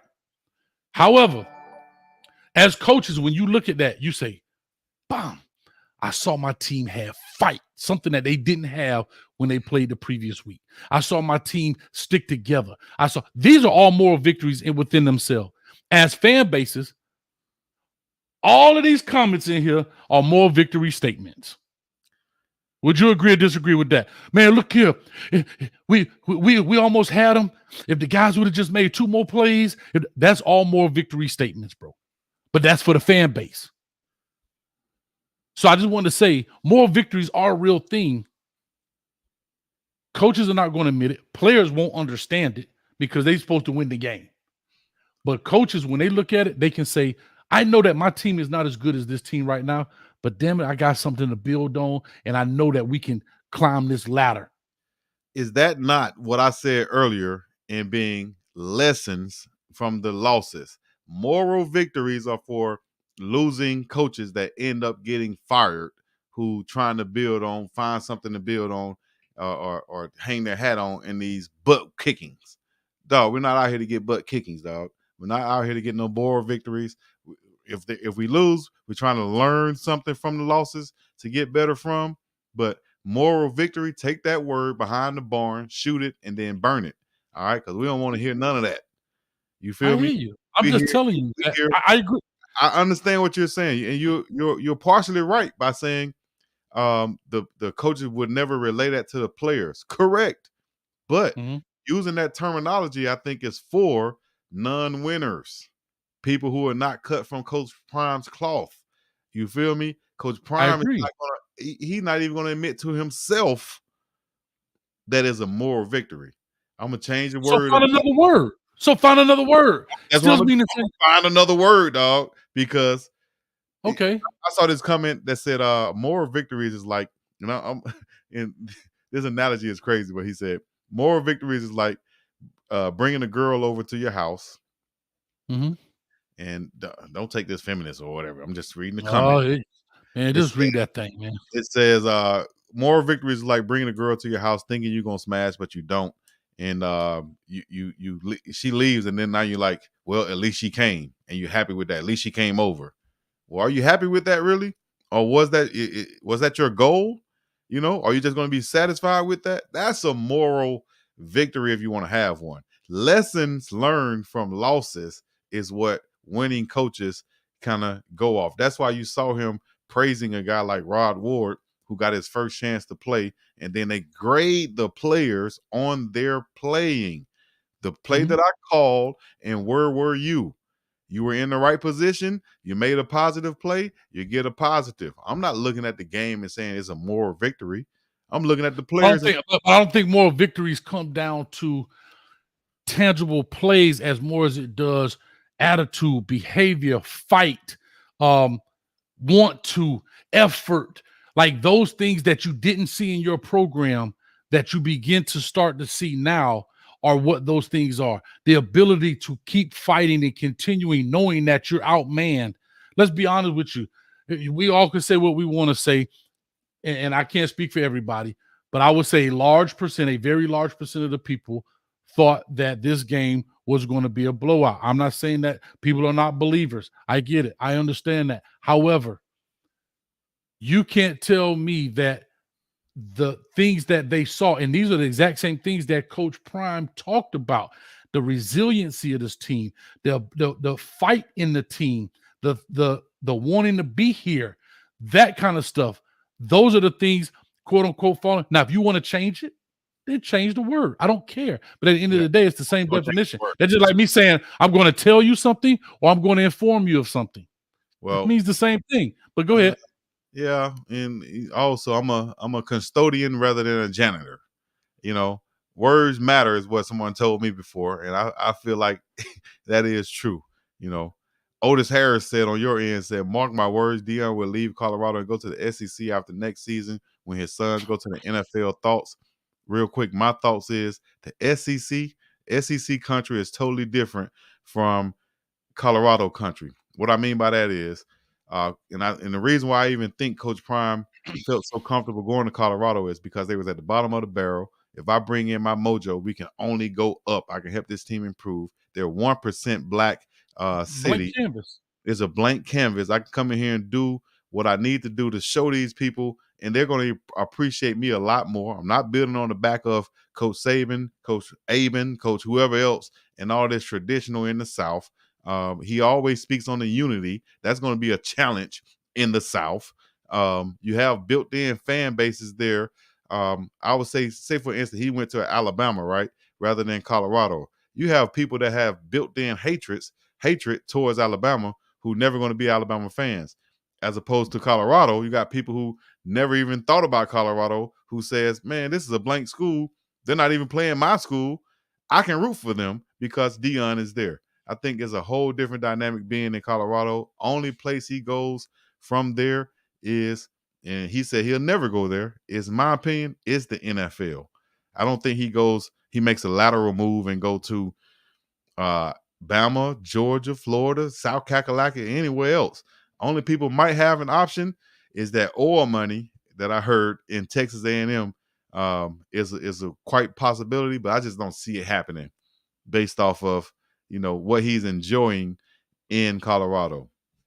That's just me. If anything, he goes to be the Dallas Cowboys head coach, and that's in 4 years or a couple years after Shedeur Sanders is drafted. You know what I mean? That's all the only thing I see.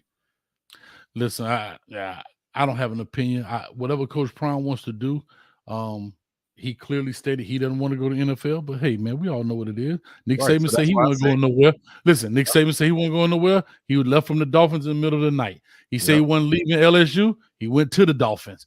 So I don't put any trust in what coaches say because their out is always going to be. Urban Meyer, I got a headache. Now he at Ohio State. I got a headache. I can't coach. Now I'm at the Jacksonville Jaguars. So what I'm saying is I don't ever put any merit into what these guys say because their out is always going to be, well, the opportunity presented itself and I thought I'd do what was best for me and my family. So I don't put any energy into it, man. And at the end of the day, that's exactly what he's going to do. What's best for him, his family, and his brand or whatever he's got going. So wherever he go, that's why it's called Prime, not Colorado, because I'm going where he going. How about that? Because I'm a Prime fan. But anyway, appreciate the $2 from the previous donor. I forgot who it was. And he says, I'm a hater. Somebody, Alabama. Oh, here you go. Oklahoma, loving. Coach Hayes be hating. Sco Buffs, Big Dog Chico. Appreciate it. And then Otis Harris, thank you so much. But anyway, man, I just wanted to bring that up because a lot of people were talking about the moral victory piece, and I get it, right? It is what it is. Real quick, score prediction for ASU versus CU, which takes place at 6:30 on the Pac-12 network Saturday. 6:30 on the Pac-12 network. That's 6:30 Eastern time. 3:30 kickoff is the local time there, from what I know. And we're gonna get to the scores right now. I'm gonna write it down. ASU, CU, and my prediction. See, I gotta think on these things. I was kind of close, dog. I was kind of. I said 42-30. I was basically almost. I said 42-30. I said 42-38 was my score. So 48, 41. I said even on the Mile High Sports Show when they asked me would they cover the spread, definitely not going to be a 21-point victory. I thought the most would be 14 by USC is what I said also. So moving into this game, I think Colorado hits a stride. They hit a stride, whether they start off slow or fast or whatever. They hit a stride. It's going to be tough. That defensive line from Arizona State for a little while, but that passing attack is what's going to get us loose. We're going to create some turnovers, stop the run, and we're going to end up winning about, I'm going to stick with my 42 number, and I'm going to say 42-28 Colorado. 42-28 Colorado. That's my score. Okay. I'm not going to do all that bloviating. What I'm going to go through and say. I'm not going to do all that bloviating. What I'm going to go through is quickly say this. I'm going to just say this quickly.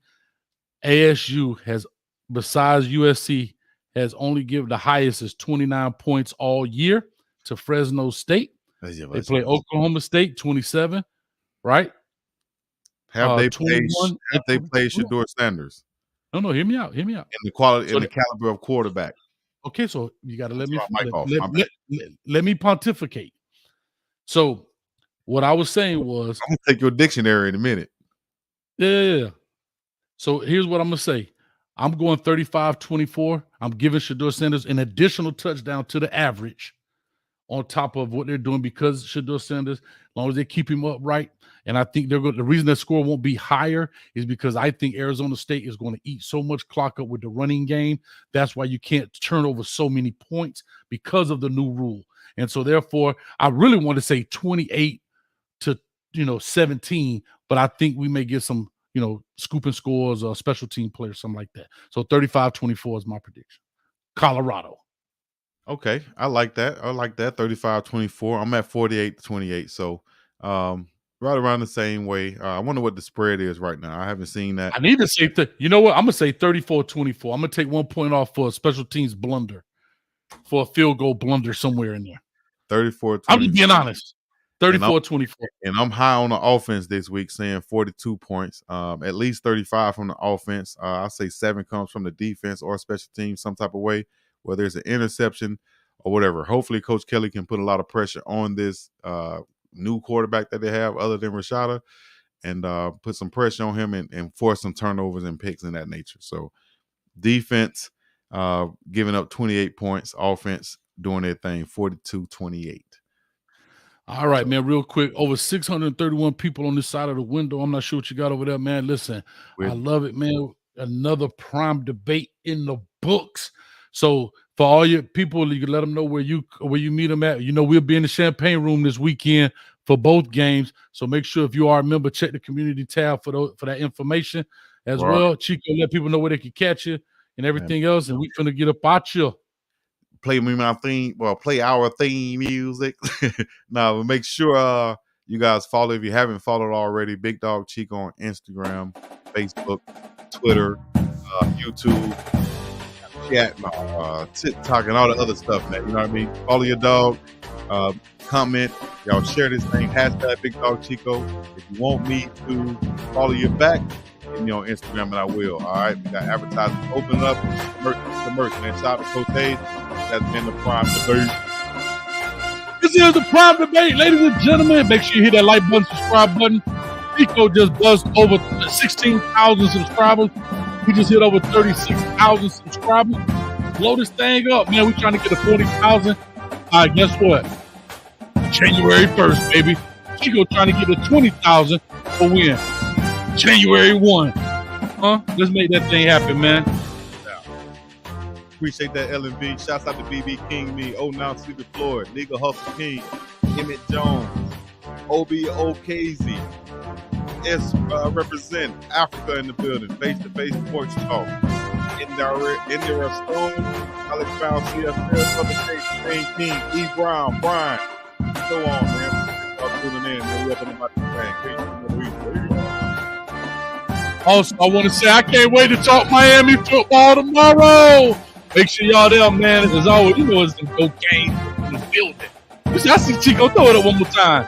Throw it up one more time, Chico. You about to get up out of here, man.